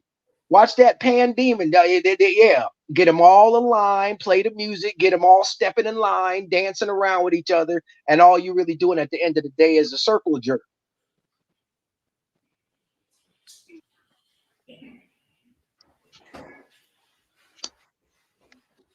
So I want to ask the panel myself. My fault. Hold on, brother Coke. Let me give everybody the context that they need. Let me give everybody the context that we're alluding to here. Because Hey, brother Chef, you see the colorism quotes that I got from the thing about the AKs and the different ones? You can read them in between of what you're showing because it shows the nature of how they're rolling, how they're anti-Black American, anti-Negro. Okay. You get what I'm going at? Actually, Chef, if you don't mind, I'd like to know from the Negro on the panel. Did you two-part question? Did you know that they had scrubbed the word Negro? It started off for Negro males, and of course, that. Yeah, I was aware of that. But the crazy thing is that they're not the only organization that scrubbed Negro off. The NAACP, Urban League, all these guys scrubbed Negro off their out of their charter. A lot of them did that so they can be in compliance to gain other membership. One of the articles that I have posted up in the chat is pushing the white line. You got white people in these frats and sororities, right? Exactly. That are historically Black. The thing is, I don't see pushing a thin Black line in these white frats. Like, let's really break this down here, just from pound for pound, and the discrimination that they have applied to their organizations has harmed. They should be losing their charter because they gone against the core principles of why they were incepted in the first place. That's something that needs to be argued in a court of law. I can't wait to get my law license because some of these guys do need to be taken to work legally, and they need to be disarmed, dismantled, and no longer having resources allocated to them, because these are one of the building blocks that are stepping away from us from building our own nation. See, these Greek people are telling us they have their own nation. They have their own Greek God. Remember, I told you, ancestors, bloodline, creator, and God are the things that divide us. They have already divided us from the greater nation of our people. Why do we have them here? Why do we even give them any credence and credibility? That's something that we need to build up, and we need to have some ethnic and cultural self-esteem so we can get ourselves up out of this situation. Hey, Roland, watch this. If they would have left that Negro on the paperwork, Kamala wouldn't exist as an AKA. Facts. Wake that up, Juan. Jesse Jackson might not even be involved. He is a card-carrying Native American. Like, this thing can get really kind of deep. JJB, Judge Joe Brown. There's a whole list of these people that wouldn't make the cut, man. Farrakhan. See, man. Like, y'all gonna get the program. Y'all gonna get the program blown up, man. No, but look again. Watch this. I think we don't really appreciate that word Negro, because nobody outside this country who come to America don't want to be identified as a Negro. Let's keep it 100. Man. Listen. Let me throw some receipts. I got a receipt that everybody got to hear. You got to hear this receipt. You got to hear this. Let me share this. Fair use, ladies and gentlemen. Fair use. Okay? Fair use.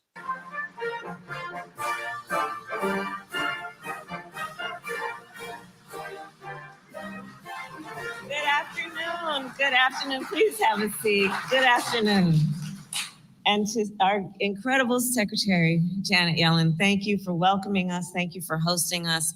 And thank you for your partnership. I think many of you here have worked with our secretary, with Janet Yellen, over the years, and you know that she's an extraordinary fighter. That's just Jewish.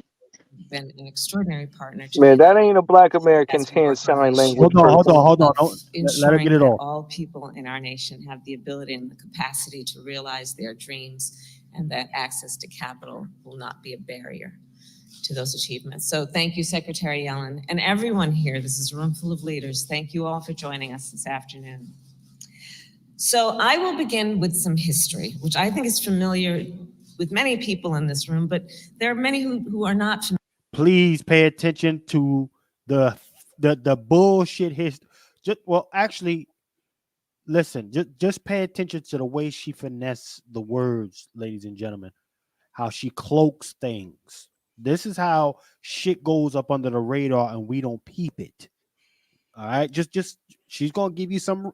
She's gonna give you some real shit, chased by some bullshit. You got to be able to peep it when she does it. All right, let's play this. Let's play it.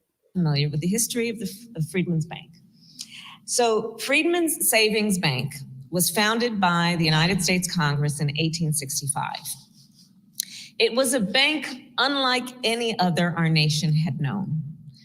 Freedmen's Bank was established to serve Black Americans newly freed from slavery, to help To serve. Lock that in y'all head, y'all. This is part of the authenticity and accuracy, right? That then gets swept under by bullshit. I just want y'all to pay attention. Black Americans. She's telling you the truth right now. The Negro. That's right. She's telling you the truth. But be able to peep out. She just told you what it was made for, who it specifically was made for. Do not let that pass, family. Make sure y'all like, share, and subscribe. And let's get into this. them build wealth and to build a better future. At Freedmen's, to open a savings account, you just needed 5 cents, which, as I've calculated, is about $1 today. In the years after its founding, tens of thousands of Black families opened an account at Freedmen's. They saved up to buy a farm, to build a home, to open a business. Even school children saved their pocket money to deposit it in this institution. And then 9 years later, after the bank first opened its doors, because of an economic downturn and because of the organized assault on the project of Reconstruction, Freedmen's Bank was forced to close. Over 60,000 people lost their savings. Now, Freedmen's Bank was guided by a vision. The vision of an economy that works for all Americans. Stop right fucking there. Can we stop right there, ladies and gentlemen? There's that pan. No, that's that All Lives Matter. Put her in the same MAGA crowd, family. That's what pan means in Greek. All. Ladies and gentlemen, can we stop right there? I told y'all, do not be fooled by the trick language, tricknology.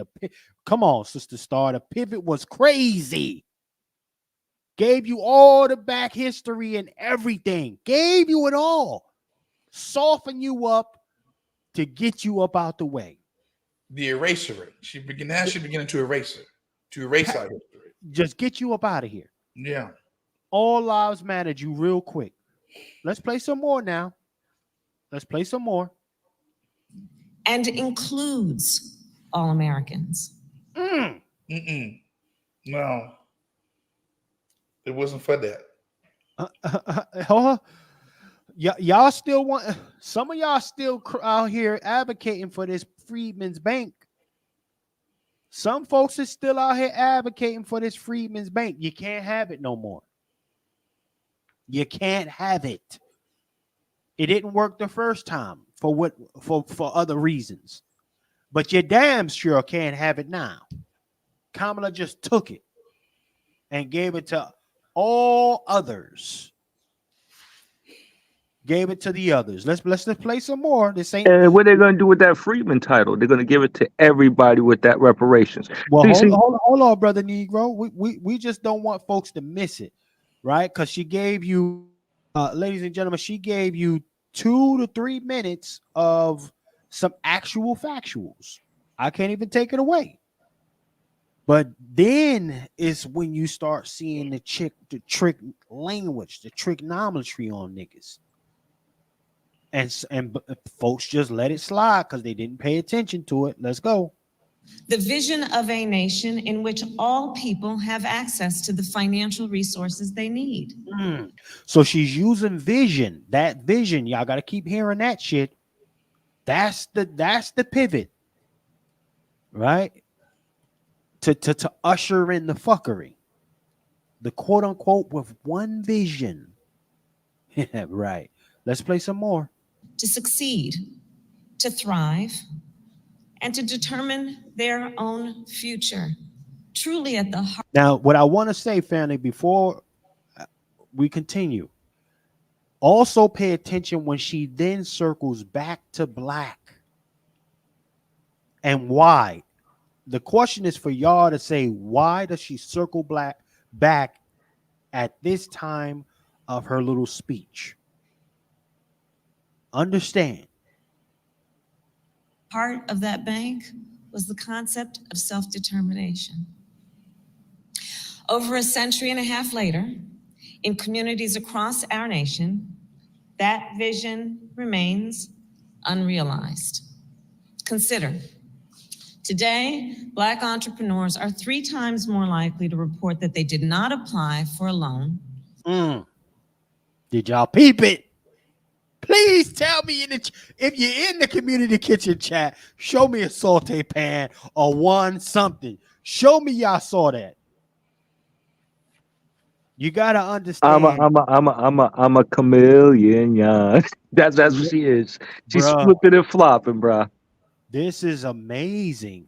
Y'all want to know how to do politics? Dirty, filthy, diabolical politics? You watch this deviant whore, okay, of Babylon. Don't the native people say they fork tongue? Fork tongue. Let's play some more of this. For fear of being turned away by a bank. Often anecdotally, because they heard about that experience from friends and relatives. Today, Black and Latino homeowners are rejected. Black and Latino. Whoa. Hold up. Slow this shit down. Whoa. Look at that on the screen. Today, Black and Latino. Whoa. Hold on. Where did Latino come from? I thought they ain't black. I thought Sammy Sosa said me not black. I'm Dominican. But that's how you crowbar.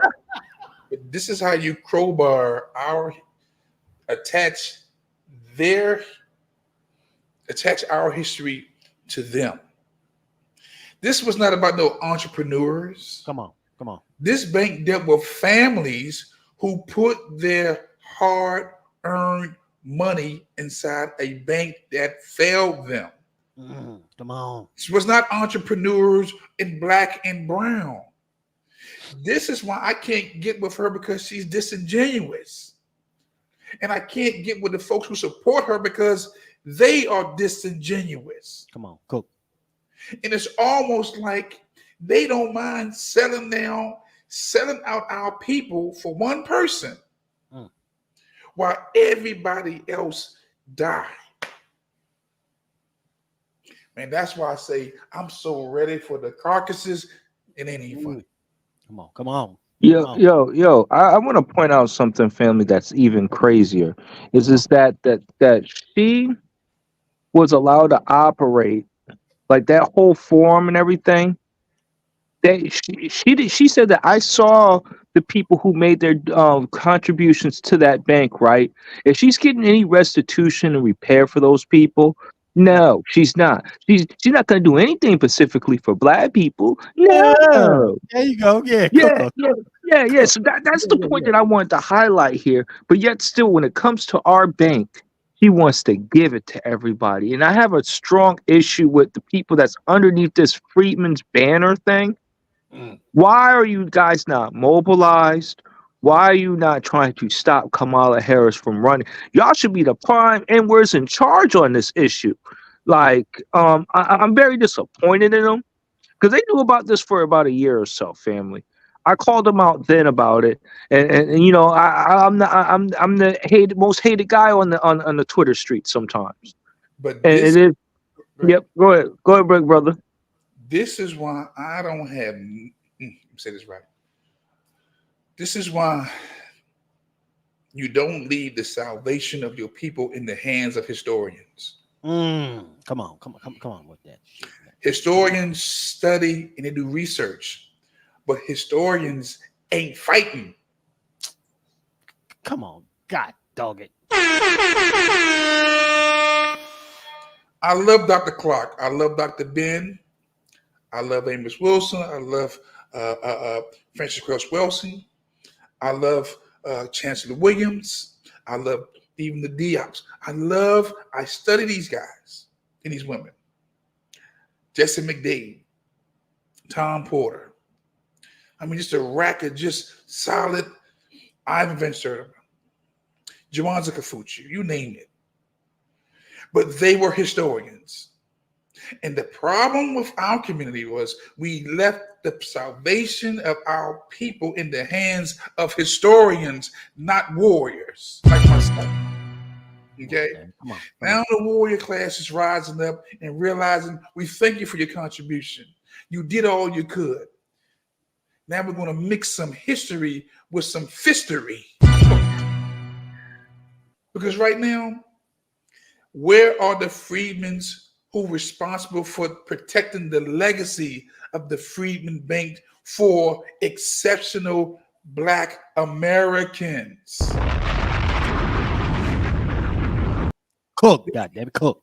There ain't been no pushback. Again, thank you, historians. You did a good job, but we should have never left the preservation, the salvation, and even the direction in the hands of historians. And I mean that. Ladies and gentlemen, Juan J. Johnson, Lone Wolf Firearms, damn it. See, yes, sir. Yes, sir. With this Freedmen's Bank, so what I wonder if she talks about it in this, I wonder if she mentions well, she's the modern day General Howard. She's the modern day Oliver Otis Howard. That's that same Howard that did that march. I mean, that the scorched earth from Mississippi to Savannah with the march to no, that's Sherman. Pardon me. Howard was a general in the Civil War. However, he's also the general at Howard University is named after. Oh yeah, they got his alabaster bust sitting up there right in the center courtyard, and the kids got to roll by and rub his chest for good luck. Rub that white man chest for good luck and all of that stuff. That's the Howard that we talk about, y'all. The historically Black college that's named after a general. Now, why I call her the modern day Howard is because Howard also was the chairman and responsible for the Freedmen's Bureau, which is what the Freedmen Bank fell under. It was Howard that had full responsibility for, we're gonna give y'all reparations and education at this good Howard University that's named after me. But what you're gonna do, what your kinfolk gonna do, is deposit their money into this bank. And then what we're gonna do on the slide is I'm just gonna leave the bank open at nighttime. I'm gonna let all of my cronies and my Wall Street guys and all of that, I'm gonna let them come down here. We're gonna take that money and pump it into the railroad systems. Right. So for all y'all that the Gilded Ages and the Carnegies and all of that stuff. Yes, the Freedmen's Bank funded the Gilded Age. Wait, Coke. You forget one thing. They rented out our people. Exactly. They rented out our people for cheap. So we couldn't even unionize. See, that's the backstory that these Freedmen busters don't want to talk about, and the reason why I be running them down sometimes from a historical perspective because they're perpetuating a losing strategy. Well, gentlemen, let me go to my sister Black Rose. She's still on in the kitchen. Sis, talk to me about your observation of this. What's your interpretation of what's happened thus far? See, my sister Rose is in there. Sister Black Rose, you still in the kitchen, sis? Yes, I'm still in the kitchen. Okay. Yeah. Talk to me about your observation of this debauchery thus far. What are you seeing here? In terms of Well, when it so comes much. to, well, there you go. Go ahead. Go ahead. No, I was saying it's so much. What specifically? Sure. Well, specifically, well, first and foremost, let's go to the tricknology right here. This Mhm. the switcheroony she pulled. And here's what stands out to me, Sister Black Rose. Delivery makes you a blind bandit, Mm. right? And she's coming off very caring, genuine, look at her posture. While at the same time knowing that she's completely erasing a whole population of people. Oh yes. Oh yes. It Mm-hmm. is diabolical at the bare minimum for me. Absolutely. Absolutely. Um, for her to stand there, like you said, as if she's this angelic being Come on. that's really Mhm. pulling off something wonderful and beautiful. Um, Again, it goes back to her being a trickster. Come on. Come on. Um, she's a chameleon. She's a trickster. Mm. She's she is diabolical, and what she's doing is insidious. And this woman, we need to run her off the streets. She should never be able to make it Yeah, yeah, anywhere yeah, near the yeah, White yeah. Come House. on. Yeah, yeah. No one voted for her. No one voted for you, woman. You didn't win anything. And suddenly she's being propelled into this position. And it's insanity. And all of these people, I was listening to you brothers. I believe it was Dr. Short speaking on the colorism. And we discussed this before. A lot of these women, they're voting for Kamala Harris because she's Divine Nine, aka blah blah blah. And a lot of them that are not even Greek letters, let's be honest, guys. I told someone this. I'm a black woman. Take it from me. A lot of these women, they don't even remember Kamala running 4 years ago. They don't even remember. They act like she just popped up and she's the best thing since sliced bread all of a sudden. And they like Kamala Harris because she looks pretty. Oh, I love her skin tone, her hair. And Diabolical. as simplistic as it sounds, that's how simple the minds of so many of the black women are out here though. Come That's on. that's all they care about. She looks Mm, pretty. I like her hair. She seems like she's fun, a mm, fun girl, and all of this. They couldn't tell you anything about her record as a district attorney, an AG, or in the Senate. mm, All they Wait, care about is she's my Sora, or she's a black woman. Why you saying she's not black? Yes, she is. I mean, they want to argue us down. She a black woman. Yes, she's sister. Yeah. I'm not gonna turn her. I'm gonna vote for her. I don't care. I vote for Biden if he dead. I don't care. I vote for mm, her anyway. They don't. I mean, this is what these people are saying. mm. wait, And hold, she's hold on, being Sister put in Black that Rose. position to do exactly what she's doing. Take everything from us and try to destroy us as much as she possibly could. I'd rather see W in office than her. Mm. Let me play devil's advocate. Oh, The devil don't need no advocate. come on. Well, Kamala, I actually, I kind of respect her. Oh God, hold on. Give me my damn sound now. Here, Come on, break it down. Break it down, brother. Tell us how you respect her.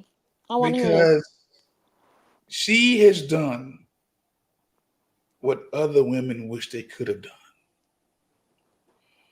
What? Thought her way to the top? If she's at the top, because she thought it, she's there. Mm-hmm. I know. And a lot of women who've been thoughting have gotten nothing out of it. Exactly. And that's the silent conversation with the sisters is, you look at her. Brother, She's accomplished. You speaking. Hey, look, bars. You speaking the truth, and that is how a lot of women do feel. A lot of women like, well, damn, hell, I could have just started my way on to the vice presidency and to the presidency. If that's the case, So the Black Rose. That's what they said.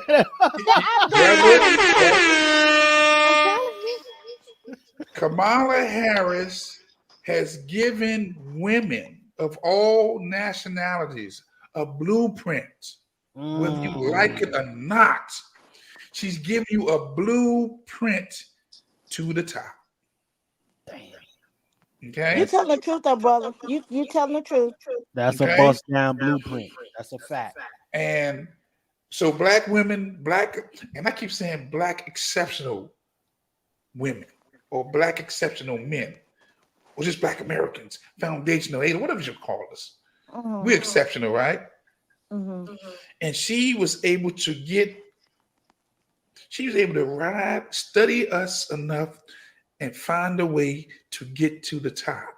On the backs, while on her back. Hey, check this out, y'all. Check this out. And it's interesting that she is the one who presents her a thing called the Lift Act. She's the progenitor of the Lift Act because she been lifting them legs her whole life. No, Chef, you gotta get it right. Don't forget that pan is to lift all out. Look, I'm on the record right now. I'm not mad at Kamala for using her skills to get to where she needed to be. Because watch this. You can't get to this level without having tough skin.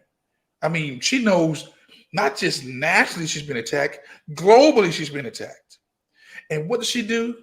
She's staying 10 toes down on what she did, and she has not apologized. And she got a whole flank, a whole brigade of sisters got her back. Man, you can't.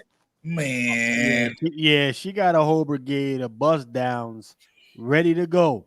Not just ready to go, holding their significant others hijacked. Yeah. Threatening to end relationships. Yeah. Man.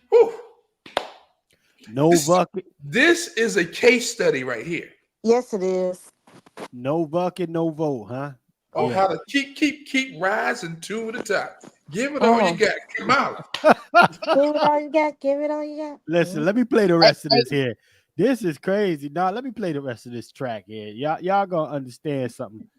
Listen, I mean, honestly, that tandoori pot, that clay pot hit very different over there. It ain't like this American pot. They're gonna have black women watching their collard greens in the bathtub, man. I can't believe this. Man, listen, let me play this track, man. This is it's crazy. By traditional financial institutions at a higher rate when applying for home loans. And this is the case even when they have credit profiles similar to other applicants. Today, many immigrant business owners, including some Asian American business owners, face language barriers that limit their ability to access capital and banking services.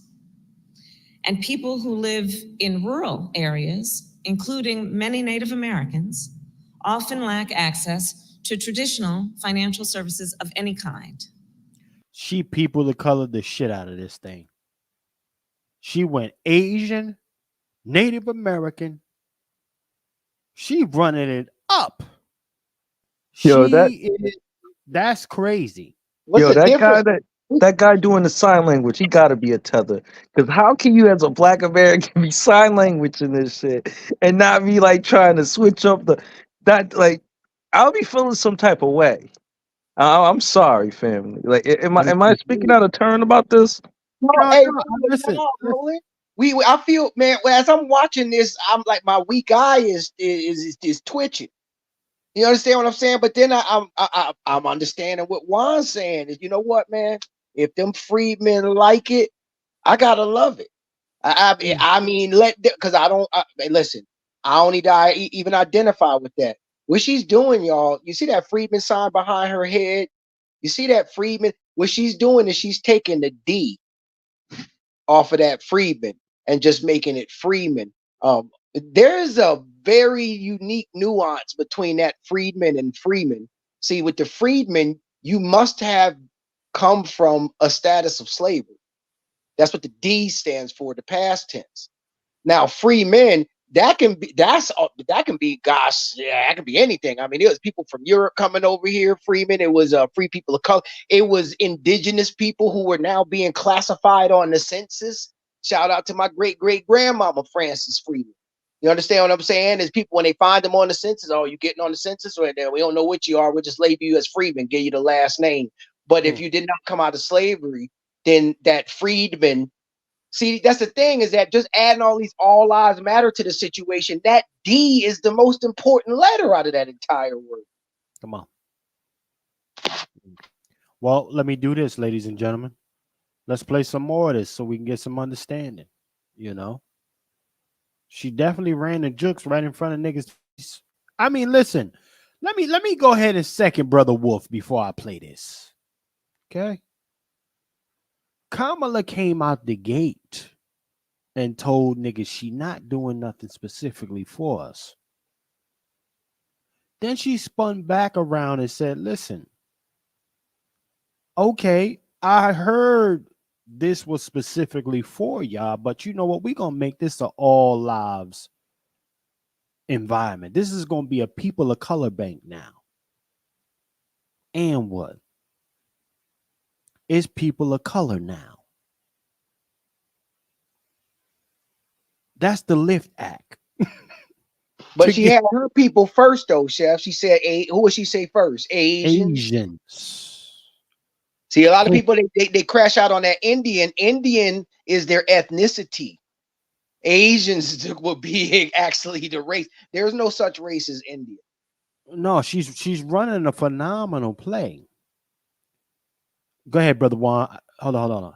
Okay. Go ahead. Yeah, go ahead. I think what we're missing is she's reimagining America in the image of herself and her people. So we got folks out here talking about America, but we're not reimagining America. We're talking about the trauma and the betrayal. These folks coming here, they're coming and saying, I reimagine America. I keep saying often that there are people who can imagine a world without Black Americans. They can imagine a nation without us. A lot of folks don't want us here, okay?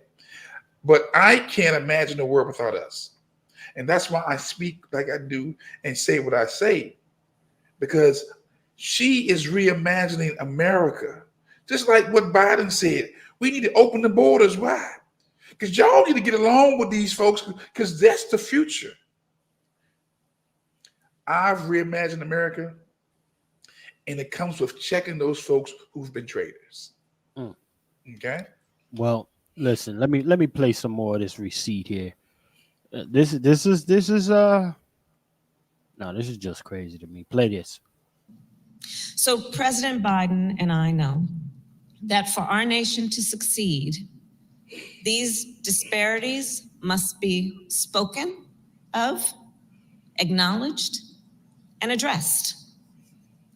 One of the last actions, as you heard Secretary Yellen mentioned, I took as a United States Senator was to team up with Leader Chuck Schumer and Senator Mark Warner and Senator Cory Booker and Chairwoman, Maxine Waters, to invest $12 billion in community lenders, which of course are financial institutions that predominantly do business in overlooked and underserved communities. Last month, I was proud to announce that because of that hard work and the work of many of the leaders in this room, our administration has distributed more than $8 billion of that investment to 162 community lenders across our nation. That is $8 billion on the ground in communities across our nation right now. Let's pause for a second, y'all. Community lenders. Did y'all miss that? I hope folks, listen, the family that's in here, 80 plus in the building, did y'all catch that? Community lenders. Hey, Chef, see, let me tap on this one again. This is what Oliver Otis, look him up, y'all. Oliver Otis Howard with that Freedmen's Bank, the way and how it crumbled. The United States government started linking up and started giving these barons loans that they can go and exploit their businesses with. And the thing is, they just started defaulting. They was like, whose money is this? Oh, this them niggas over there. Oh, pay you back. And the thing about it is that the actual chairman of the boards were in on it. And so this is the way they were moving around, y'all. The chairman of the boards on the Freedmen's Bank were running around town acting like they had no affiliation with the Freedmen's Bank, while being the chairman of the board of the Freedmen's Bank, doing these same loans to all of their friends. And then once they realized, oh, it ain't no more loot left over. See what they were promising the people to keep their money in the bank. Because see, the thing about banks and loans is when you have a debt-based currency like the United States government does, the one thing you got to prevent is the people making a run on the bank. Everybody can, and that's from fractional reserve lending. Everybody cannot go to the bank at the same time. They ain't got your money, y'all. They ain't got your money. And see that the way that they prevented, because people started getting wind that no money was up in the Freedmen's Bank, and they started the United States. This is the reparations claim. The United States government stated, not only do we got your money, y'all, it's backed by the government. We bonded this stuff that was all a lie. That part. Hey, can I comment on something? One of the things that you're talking about that I observed is when Kamala Harris keeps hopping around. There's this one book called the Immigration and the Remaking of Black America by Todd G. Hamilton. I posted it up in your chat bubble. This book goes into extensive Real quick, detail. Brother Negro, is that the last link you just dropped? Yes, sir. Okay, let me open that. Yeah, Okay. and it opens up. It has a direct cover about that as well. And shout out to ADOS because they're the ones who I got that book from, and I'm gonna say this book I got like 4 or 5 years ago. Shout out to her for this because it was actually a really good book, just talking about how immigration comes in, and after like the second or third generation, they started to get the same effect as Black American people, quote unquote, meaning that they were getting discriminated against the more that they acquiesced to Black American or Black America, I would say, way of life, like identifying through the culture, name, and such that nature. Now they're getting targeted as such. So that's what I wanted to just bring out there, and just something that we can talk about more because of the effects of the immigration. Also, another book I will reference is Back of the Hiring Line. That's by Roy Beck. I'm not really my gripes is that he doesn't have Dr. Claude Anderson or any of the Black greats in there on a conversation about us. And I don't like when white people talk on our plight without checking in with the experts in our community. So that's just from an intellectual standpoint. He does have valid points, but I just don't like other demographics speaking on our plight, making money off our plight and not contributing back to our community. That's just my gripe about that, though, that I just wanted to throw out there. No doubt, Brother Negro. Salute to that. Definitely, y'all go check that book out, man. Resources is getting dropped in here. Let's keep going with this, though. Let's cook a little bit more on what we need to cook on here. Yeah.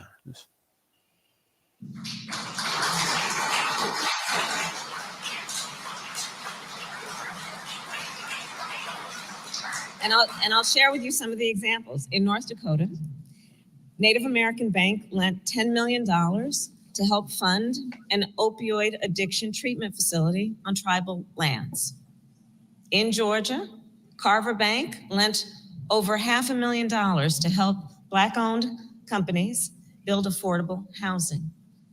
And in Mississippi, Hope Credit Union, led of course by the great Bill Bynum, lent $10,000 to a Black-owned and woman-owned coffee company to help them expand. And that's just one example of the incredible work that they do there.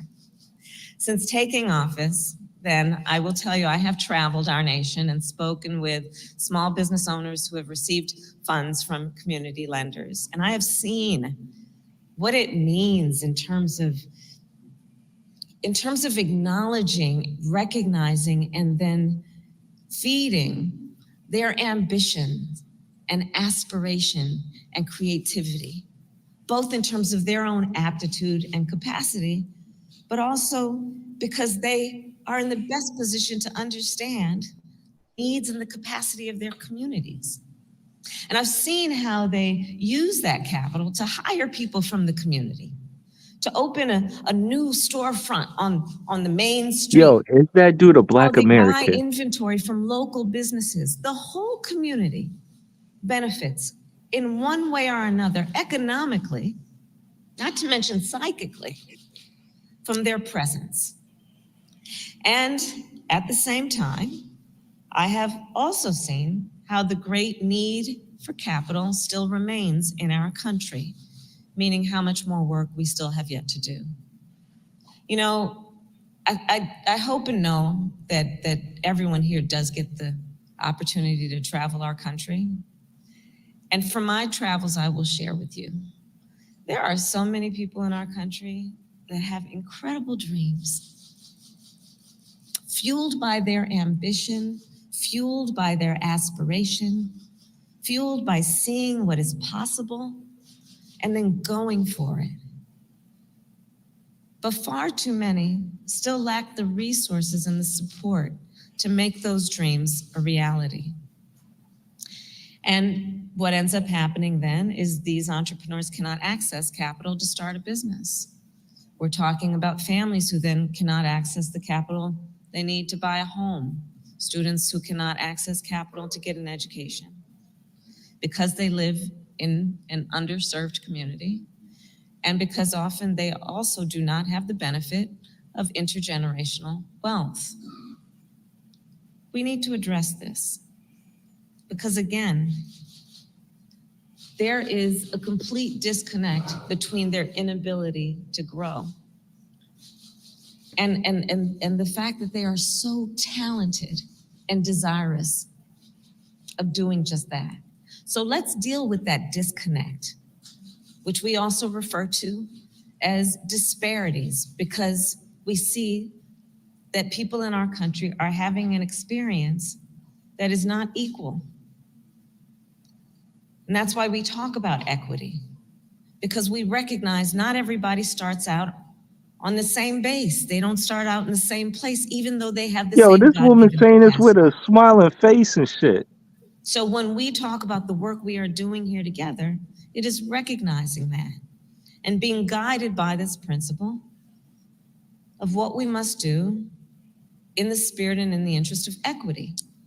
And to do this, come on now. One of the aspects of the success we have seen so far is the benefit and the incredible power of public-private partnership. I see why they kept Don That's out. the trick And bag. yo, That's they the kept trick Don. bag. Yo, they kept that woman Don out and that woman Dr. Pam out, man. Because I know that them women would have said something in that room. Oh yes, they would. Man, she running the same play that General Howard ran, man. She running the same exact play. This is just nonsense. When I sit and listen to, oh my gosh, that lift all boats up thing and all of that stuff that's going on. Like, The mega play. I want to know the brother that's sign languaging. Is he a Negro or Black American person? I'm standing on that because I just can't say in a heart of hearts that I could be sign languaging this crap right here. Like I would be really like I'll be looking at her funny. I'll be like switching and I don't know. I'll be really feeling some type of way. Man, And listen. I'm getting Colin Q vibes from the task force with He's Danny Glover. I'm he, getting that type of vibe. Negro. He supports Kamala. I mean, look, she has the whole divine nine on the side.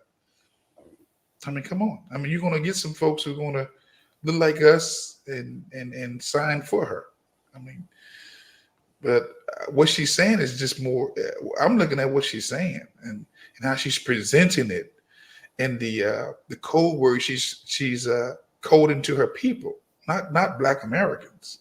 I'm talking about to the Indians, the Asian Pacific Islanders, the minorities, the BIPOC. This is a code for them. Mm-hmm. And letting us know, those who can hear, we're going to put you down. We're going to crowbar and hijack your legacy, and there's nothing you can do about it. That's a fact. That's 10 toes down on people of color ism. Listen. First and foremost, you can't you man, listen. And shout out to Sister Star and the poor whites. Mm-hmm. Oh yeah, because the white folks are, man, they have white people prior to COVID were averaging between 50 to 60,000 people dying from fentanyl. They're not having children. Okay, so their numbers are plummeting. Before COVID hit, for 3 years before COVID hit, you heard about the fentanyl crisis that was taking place. When COVID hit, that thing went off the radar, but they still was dying. Right. And then when COVID did hit, they got the fentanyl and the COVID.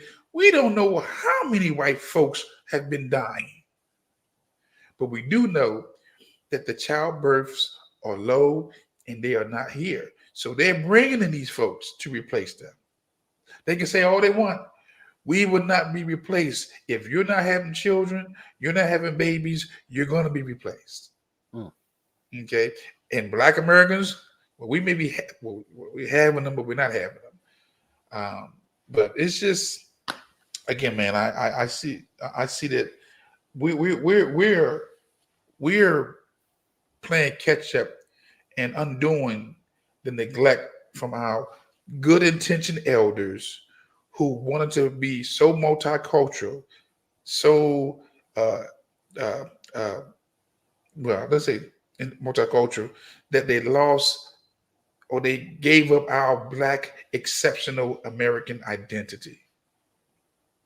Well, listen, let me say this. And this might hurt a couple feelings, y'all. This might hurt a couple feelings in here. But Black folks, your ancestors started this problem. Your ancestors, my ancestors, started this problem for us. Left us with it. Left us with it. When most folks was thinking that, hey, we was recruiting, because that's initially what it was, you know, recruiting reinforcements to ultimately take on this injustice government here. Okay, but you let the floodgates open to Kamala and people like her. Let the floodgates open, and them shits ain't been able to get closed since. Hey, Chef C, now watch the jokes. Well, hold on. Let me talk about, because I mean we've been getting hit every 10 years with tsunamis of these folks coming through. Just in this 4-year term, we got a tsunami of 15 million of these motherfuckers. I say 20. So, but go ahead, brother Coke. I don't mean to cut you. Go ahead, Coke. You know, we deal with numbers around here, and I wonder if people. I know somebody's ears perked up when she started actually spitting off those numbers. You know, numbers like 12 billion, 8 billion already distributed. Watch now, Juan. 8 billion already distributed. She said that too, right? But when she got down to the black distribution, I bet you if you accumulated the 4 points and the 4 different communities, end quote, that she stated, that's I say the number was coming in at less than $1 million. We had we got 400,000 distributed over here in this one. We got because I was thinking, I was like, is she off numbers or something like that? Because there is a I ain't the smartest button on the calculator, but I do know how to count my fingers. And 8 billion, I know there's 1,000 million in a single billion. And if the whole entire project is 12 billion, that's $12,000 million that could get distributed. And when she broke down, well, it's going to this black business, we sent $400,000 over here. And we even wrote a check for $10,000 to some random ski-wee out in the middle of nowhere, because if y'all don't think that these quote unquote, even the black crumbs that was flicked off the table, that's the boulets. Come on. That's the boulets. So the boulets getting the crumbs, you get nothing but thoughts and prayers. Listen, let me do this. You know what? We're gonna take a quick commercial break. I think we got enough of this. We don't need to hear no more trick knowledge from this deviant here.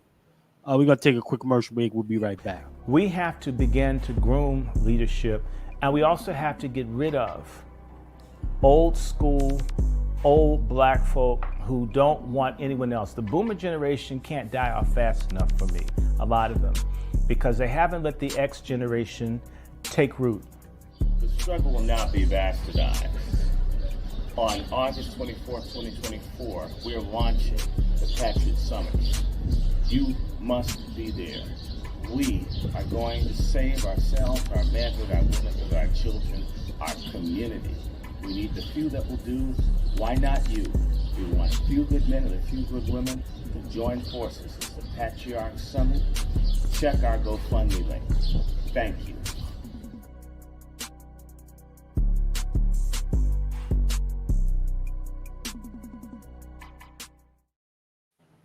Yes, indeed, ladies and gentlemen. Yes, indeed. Let's get to this final course here, though, ladies and gentlemen. Let's get to this final course. And you know what? I will say this with the Kamala situation. I have to just say this, though. First and foremost, when anybody thinks about trying to run down and tell you how phenomenal of a job this woman has done, let's be clear. Her parents told you she was Asian, Indian, right? Kamala never lied about nothing.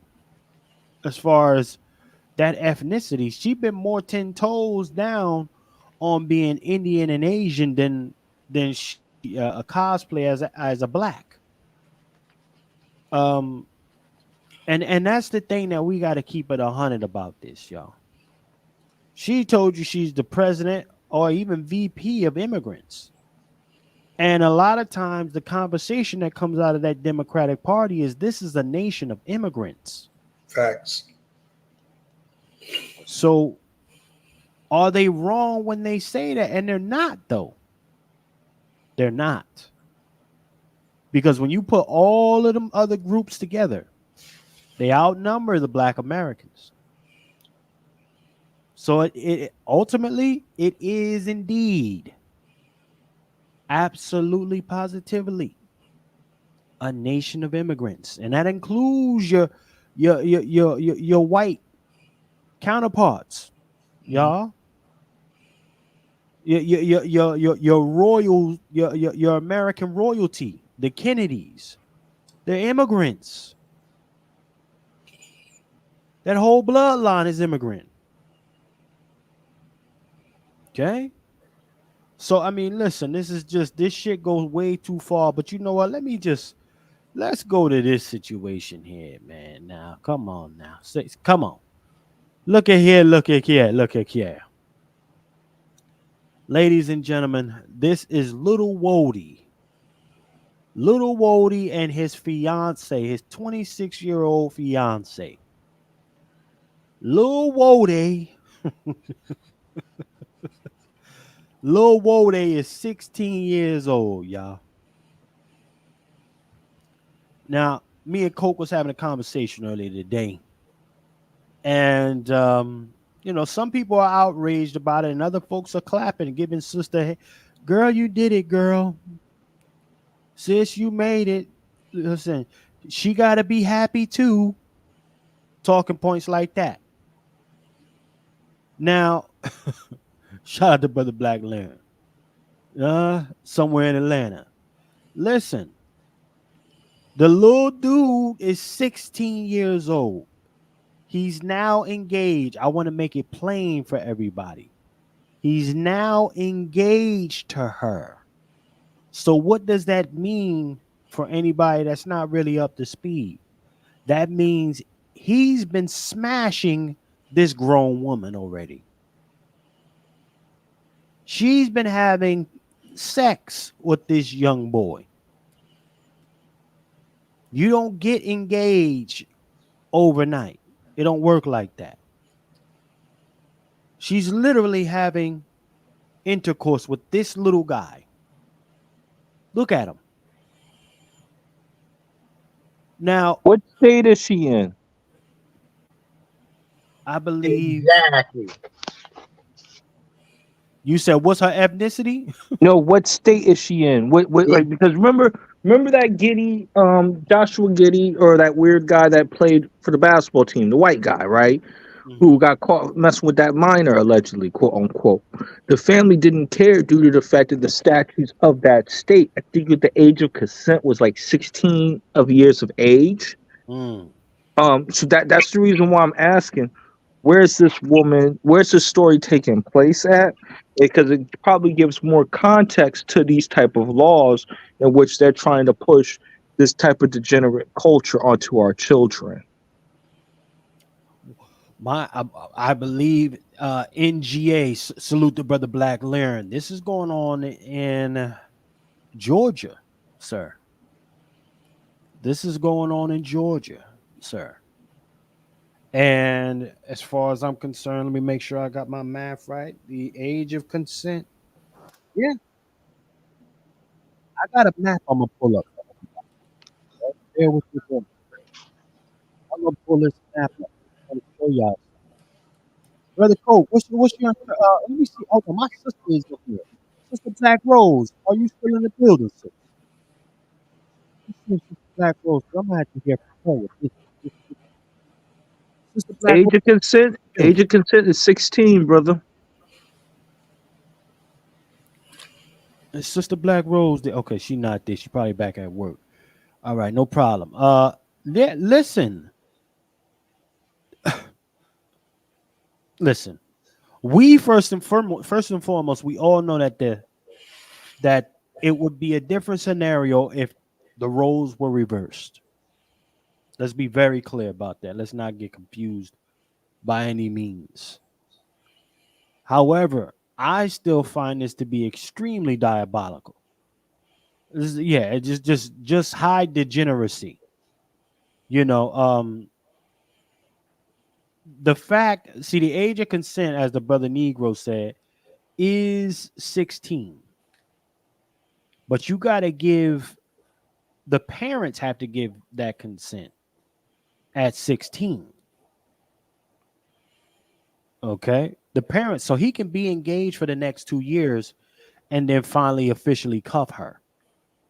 Okay. He can officially cuff her at 18. But the family is given the consent, like, hey, listen, go ahead, do your thing.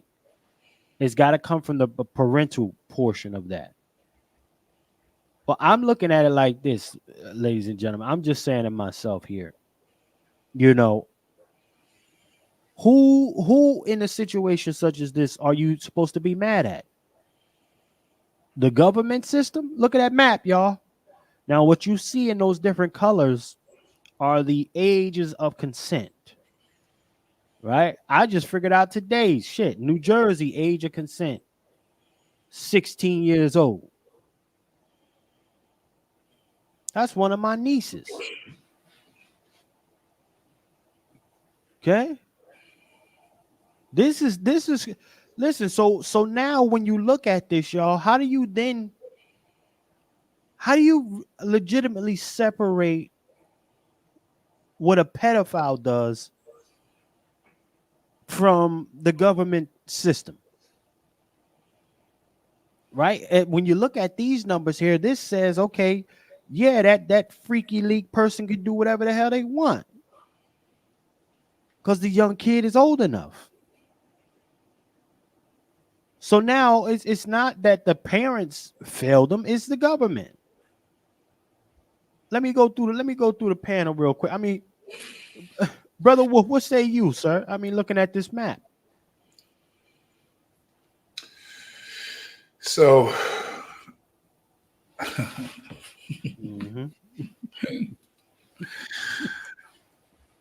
man, we have raised at least 3 generations of degenerates. You know, so again, I'm of the opinion where, you know, if you want to be engaged in anybody, you got to be to take care of them. And can that young man take care of her in the traditional sense? See, this is my first time even seeing this story. So I don't know the backdrop or nothing. I don't know. This is my first time even hearing about this story. So I don't know what this. All I know is this: I would not turn my children over to this 26-year-old woman.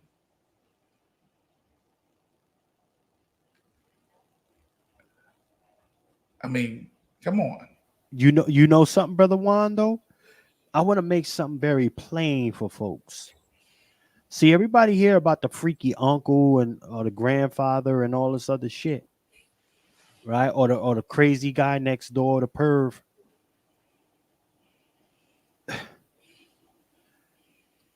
Think about what has to be going through this grown woman's head.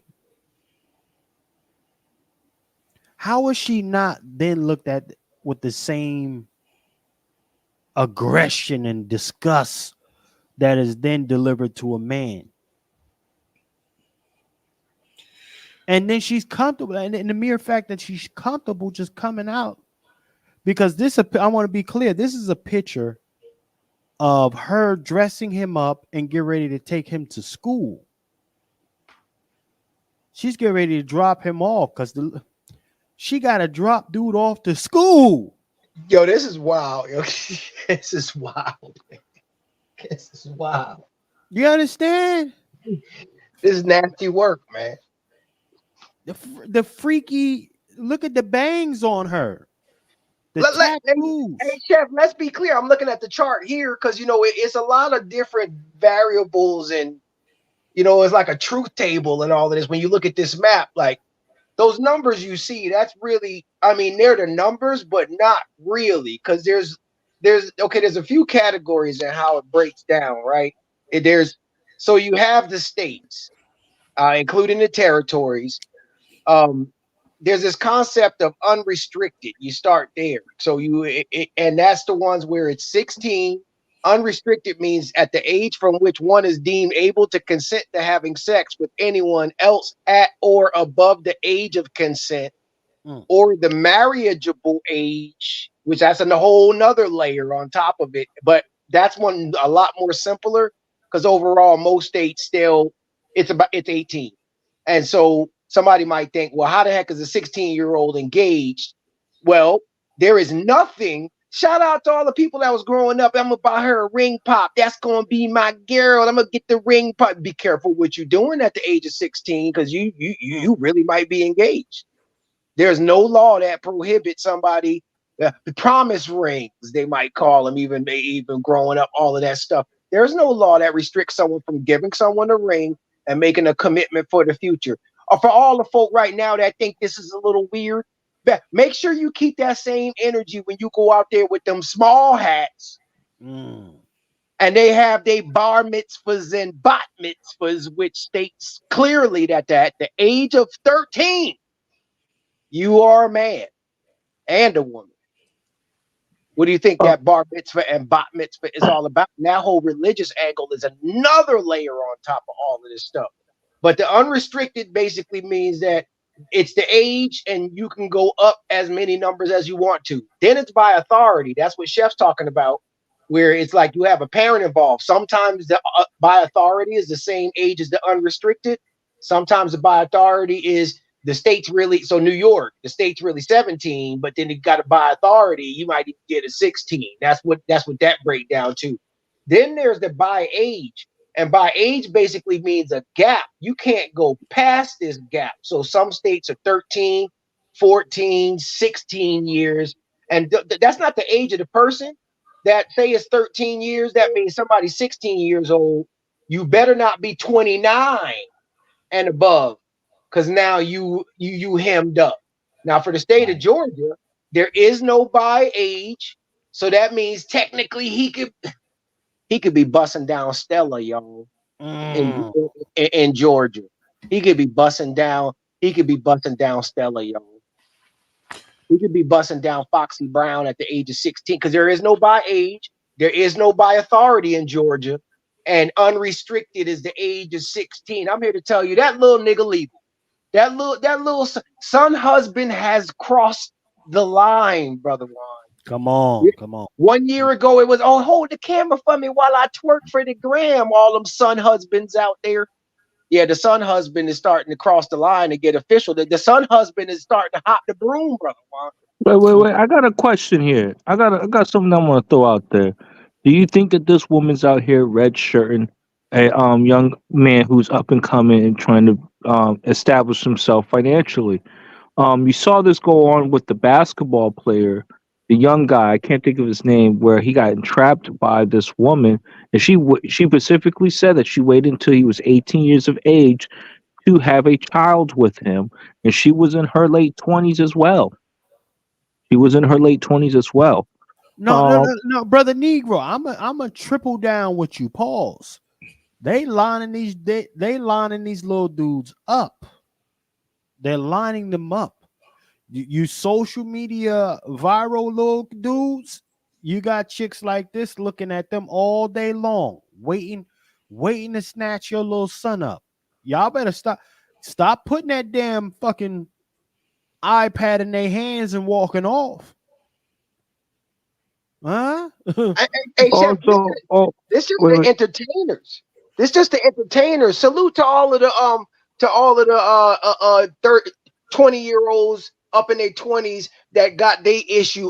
They got their issue of Blue Chip Illustrated ready. Who's the red? Who's the All-American this year? Oh, that little nigga about to get his full scholarship, go right over to Penn State. He's 16. The coach is already recruiting him at 16. They be up in look. They at the high schools choosing. This is wild. Are they trying to compete against the white girl? Are they trying to go at the white girl at his own age? This is all legal what y'all looking at, y'all. If you have an issue with this legal Georgia statute, go holler at them small hats and say, listen, we know you just ain't hiring Drake to perform.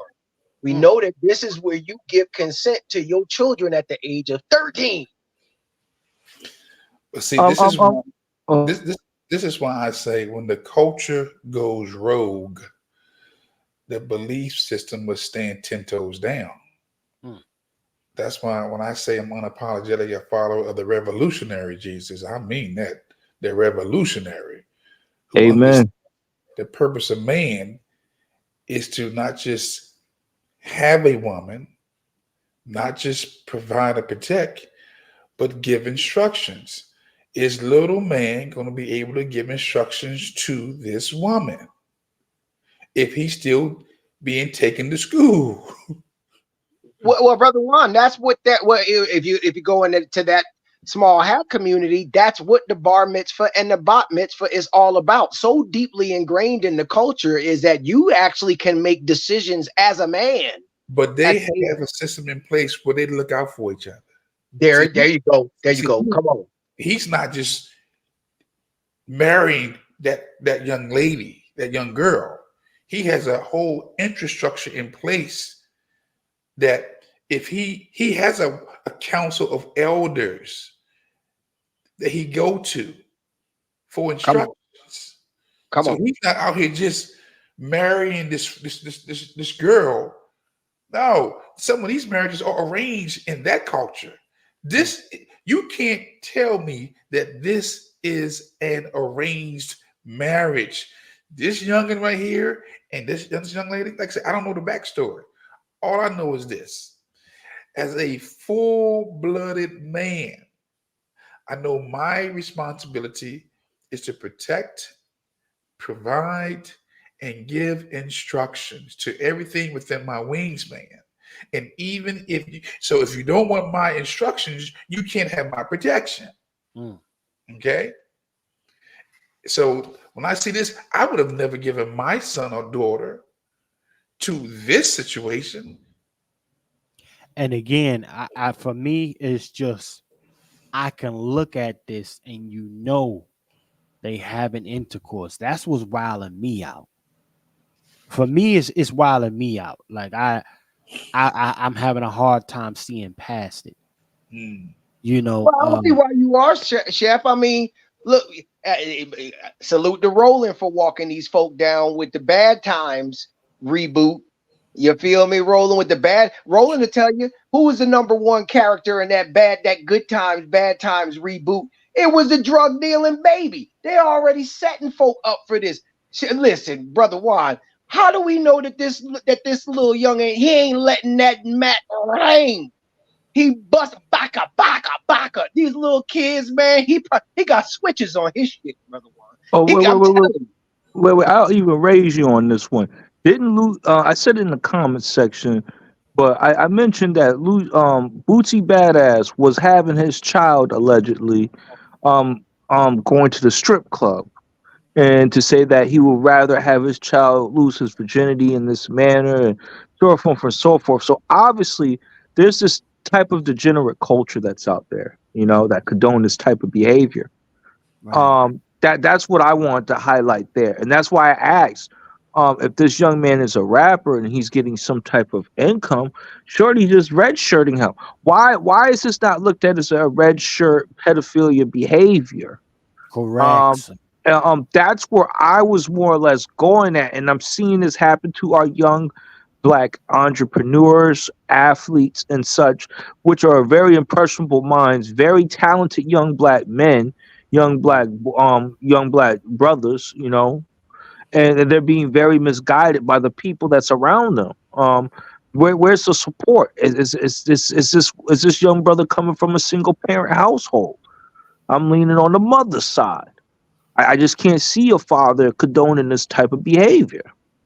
Well, actually, let me say this. And salute to the 110 plus in the building right now. Let me say this. I do see fathers condoning this. Because listen, gentlemen, we got to be very clear. Everybody is not as mature or principle driven and grounded as we are. Right. So there will be some who look at this as, man, my son is a real man. This is a W for the family. And then on the flip side, it's going to be, at least he ain't gay. Right. Let's be clear. That's going to be some of them talking points, regardless of what you want to, this is hitting a lick for some for some of these guys. But for me, I'm looking at it and I'm like, yo, she's 26 years old. She ain't no angel. You can just look at her, the way she's standing, her body posture. She got bodies on her already. So she come through and do some of that experience freaky shit on this little boy. It's easy lick for her. That's that easy lick. He a deer in the headlights. She start dropping that shit on him. What are you gonna do? Yeah, he could bounce. Yeah, he got all the energy for the youth or whatever. That's cool. But she got the tricks. She got the experience. This ain't no regular. This ain't no stay in the house chick. She was out there. You can tell. Look at her posture. She even campaigning just by being in this photo. Come on, man. But go ahead, gentlemen. Well, hold on. First and foremost, it's been 3 hours here, ladies and gentlemen. It's been 3 hours, and I want to say this. Let's go ahead and get some support in here, ladies and gentlemen. We need to get some support in here. We're gonna take a little intermission. Make sure y'all go ahead and support the program with the likes and the cat. You got the thing in the top there, and you know how to hit it, family. We're gonna take some time. Let's get these likes up. Let's show some real service, not lip service.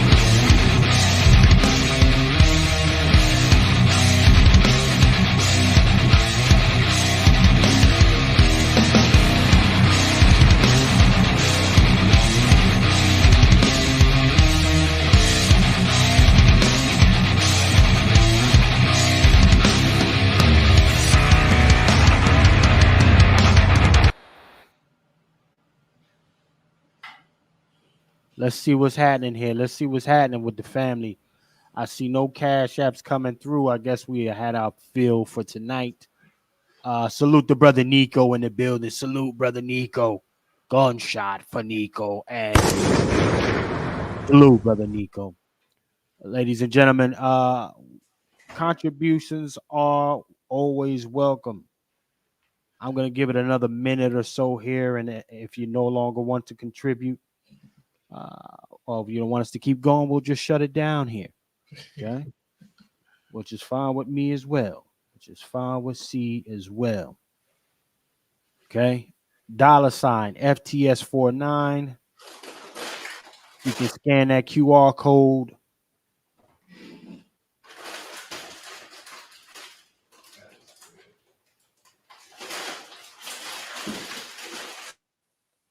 All right, let's see what's happening here. Okay, salute to my brother Nico coming through with the Cash App.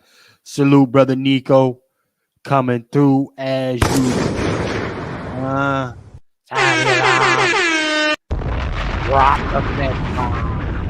Salute, brother Nico. Salute. You appreciate it, brother Nico. Salute. As usual, always coming through. Can we get some more contributions in here? Ladies and gentlemen? Where the likes at? Let me see where the likes is at.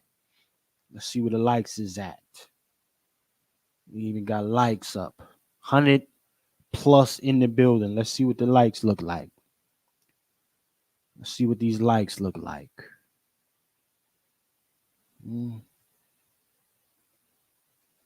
24 likes. Can we get 30 likes? Can we get 30 likes on the platform? It costs you nothing to like. Literally nothing. Can we get the likes up? Can we get the likes up? All right. Let's see. 30 seconds, ladies and gentlemen. 30 seconds to contribute or we shut it down. And I think you have had your fill for today. Yeah, we ain't even got no more likes. Look at that. Shit. Stingy on the likes. All right. Well, it was a great conversation. Hey man, we have to have the money for the grill. I understand that grease don't come cheap, you know. That Yeah, grease yeah. does not come cheap. Shout out to my brother Nico, as always, coming through. Salute for coming in. Uh yeah. So brother Juan J. Johnson, sir. Let them know how they get a hold of you, man. It's time to shut this shit down. Folks say fuck it, we done. All right, so Go to lwftraining.com for your firearms needs. let me see this. Hold on. Wear and carry, Get this thing going. H2Ls, There we go. tactical training, you name it. Even if you can't get to me, get to somebody who can show you how to be responsible gun owners and gun users. It's just that serious out here as we approach November 5th. Also, please take time out today and go to the Patriot website and register and become a part of the summit.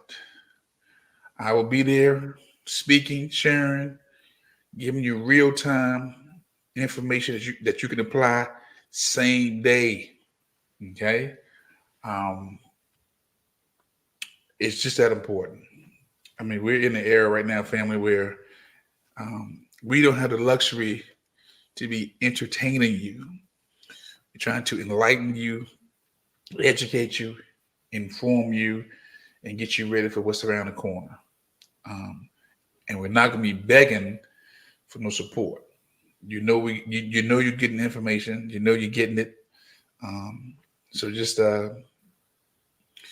treat us like the church. When the preacher gets finished preaching, just give him an offering. Yeah, don't treat like the crooked one though. You know.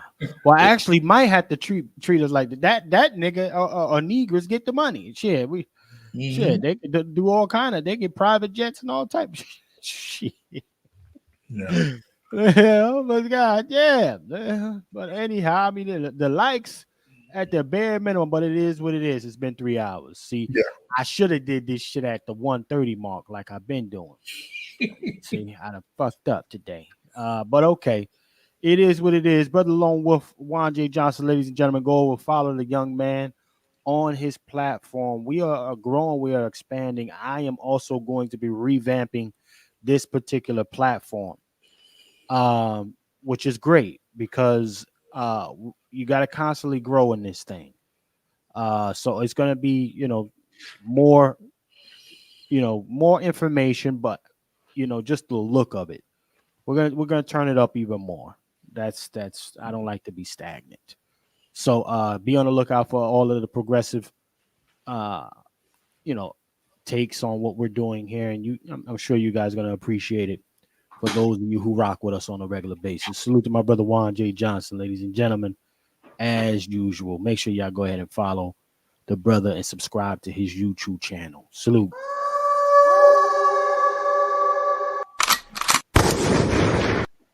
Yes, indeed. Sister Black Rose, are you still in the building, sis? I'm here. I'm here, brothers. We gonna get ready to shake it up out of here. Any last words from you, sis? We're gonna be getting up out of here. Any last words from you? Well, I just want to say I appreciate you, brothers, and we appreciate you having this broadcast tonight. And I want to say good night to everyone. Keep your head up, stay strong, keep the fight on, and we'll talk again soon. Most definitely. Salute to Sister Black Rose checking in with us. Salute, doctor. Absolutely. Most definitely. Bro, brother Coke, man, you got the word, brother Coke. Any last words from you, brother Coke? You got the flow. Yeah, I just want to say I appreciate this panel.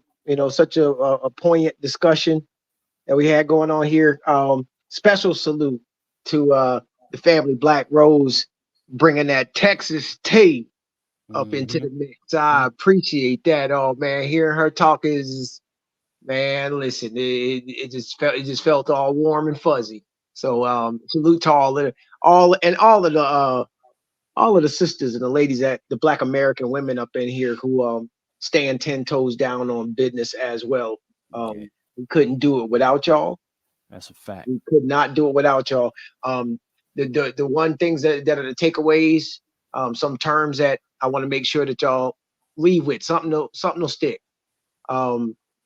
First is going to be that difference between freedman and freeman. That's freedman with a D and freeman without. Freedman is a legal status. Freemen is a lineage.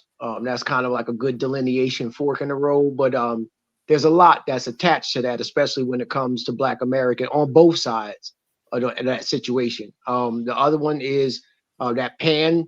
If you don't understand that pan demon, they call it a pan god, but it's a Greek god. And from Peter Pan to the D9 to Pan Africanism, that pan is at the root, and it's very interesting when you really break down how people act and react when they start hearing that flute being played, and everybody gets into formation. It seems like, and the last one is General Howard. Do a little bit of General Howard and the Freedmen's Bureau. It's interesting how the dominant society will trick us into thinking we's got education now. We's coming out of Reconstruction. General Howard gonna be our savior, but behind the scenes, he's doing exactly what Kamala's doing today. And with this whole Freedmen's Bank, he pulled the same play, but back then the immigrants were just pink toes from Europe. Same exact play. All right, y'all. So that's Freedman and Freeman. And then that's also to the Pan God. And lastly, General Otis. General Otis Howard. General Otis Howard. General Howard. He is who Howard University is named after. Come on. Cooked. Salute to our brother Coke. Yeah. Otis Howard, ladies and gentlemen. A white man. Okay? Just to be clear. Negro. You got the flow. Let them know what's coming always, down. Yeah, you could catch us on all the major platforms, even on Fanbase, but we're not up on there like that. But we're everywhere. We're probably going to be expanding to Rumble too and a couple other places. We will have that website up shortly, so please bear with us. The book will be coming out soon, Delineationology, so you know that that's going to be on deck. Also, I just want to close off. Make sure that you get one of the books, Immigration and the Remaking of Black America by Todd G. Hamilton. Also, Back of the Hiring Line. You don't have to support them like that. Just get the audio book and keep it trucking. Make sure you buy the black books, because they might end up taking it out of circulation, or they might end up changing it through digital books. So what I do is get the digital books for the white folks, get the real books for the black folks. All right, you got to treat us white. All right, that's what Dr. Short be talking about over here. Also, I just want to close out the small hat community. The age, besides their age of consent being very low, they have 8 genders through their religion. Something for y'all guys to think about. 8 genders. That's a lot, family. That's really a lot. I was trying not to go there, brother Negro. You had to this nigga Negro. You had to drop that. Listen, they'll catch it on the next Pat Talk. You understand? But salute to the brother Negro, man. As usual, always coming to. Listen, ladies and gentlemen, there we have it.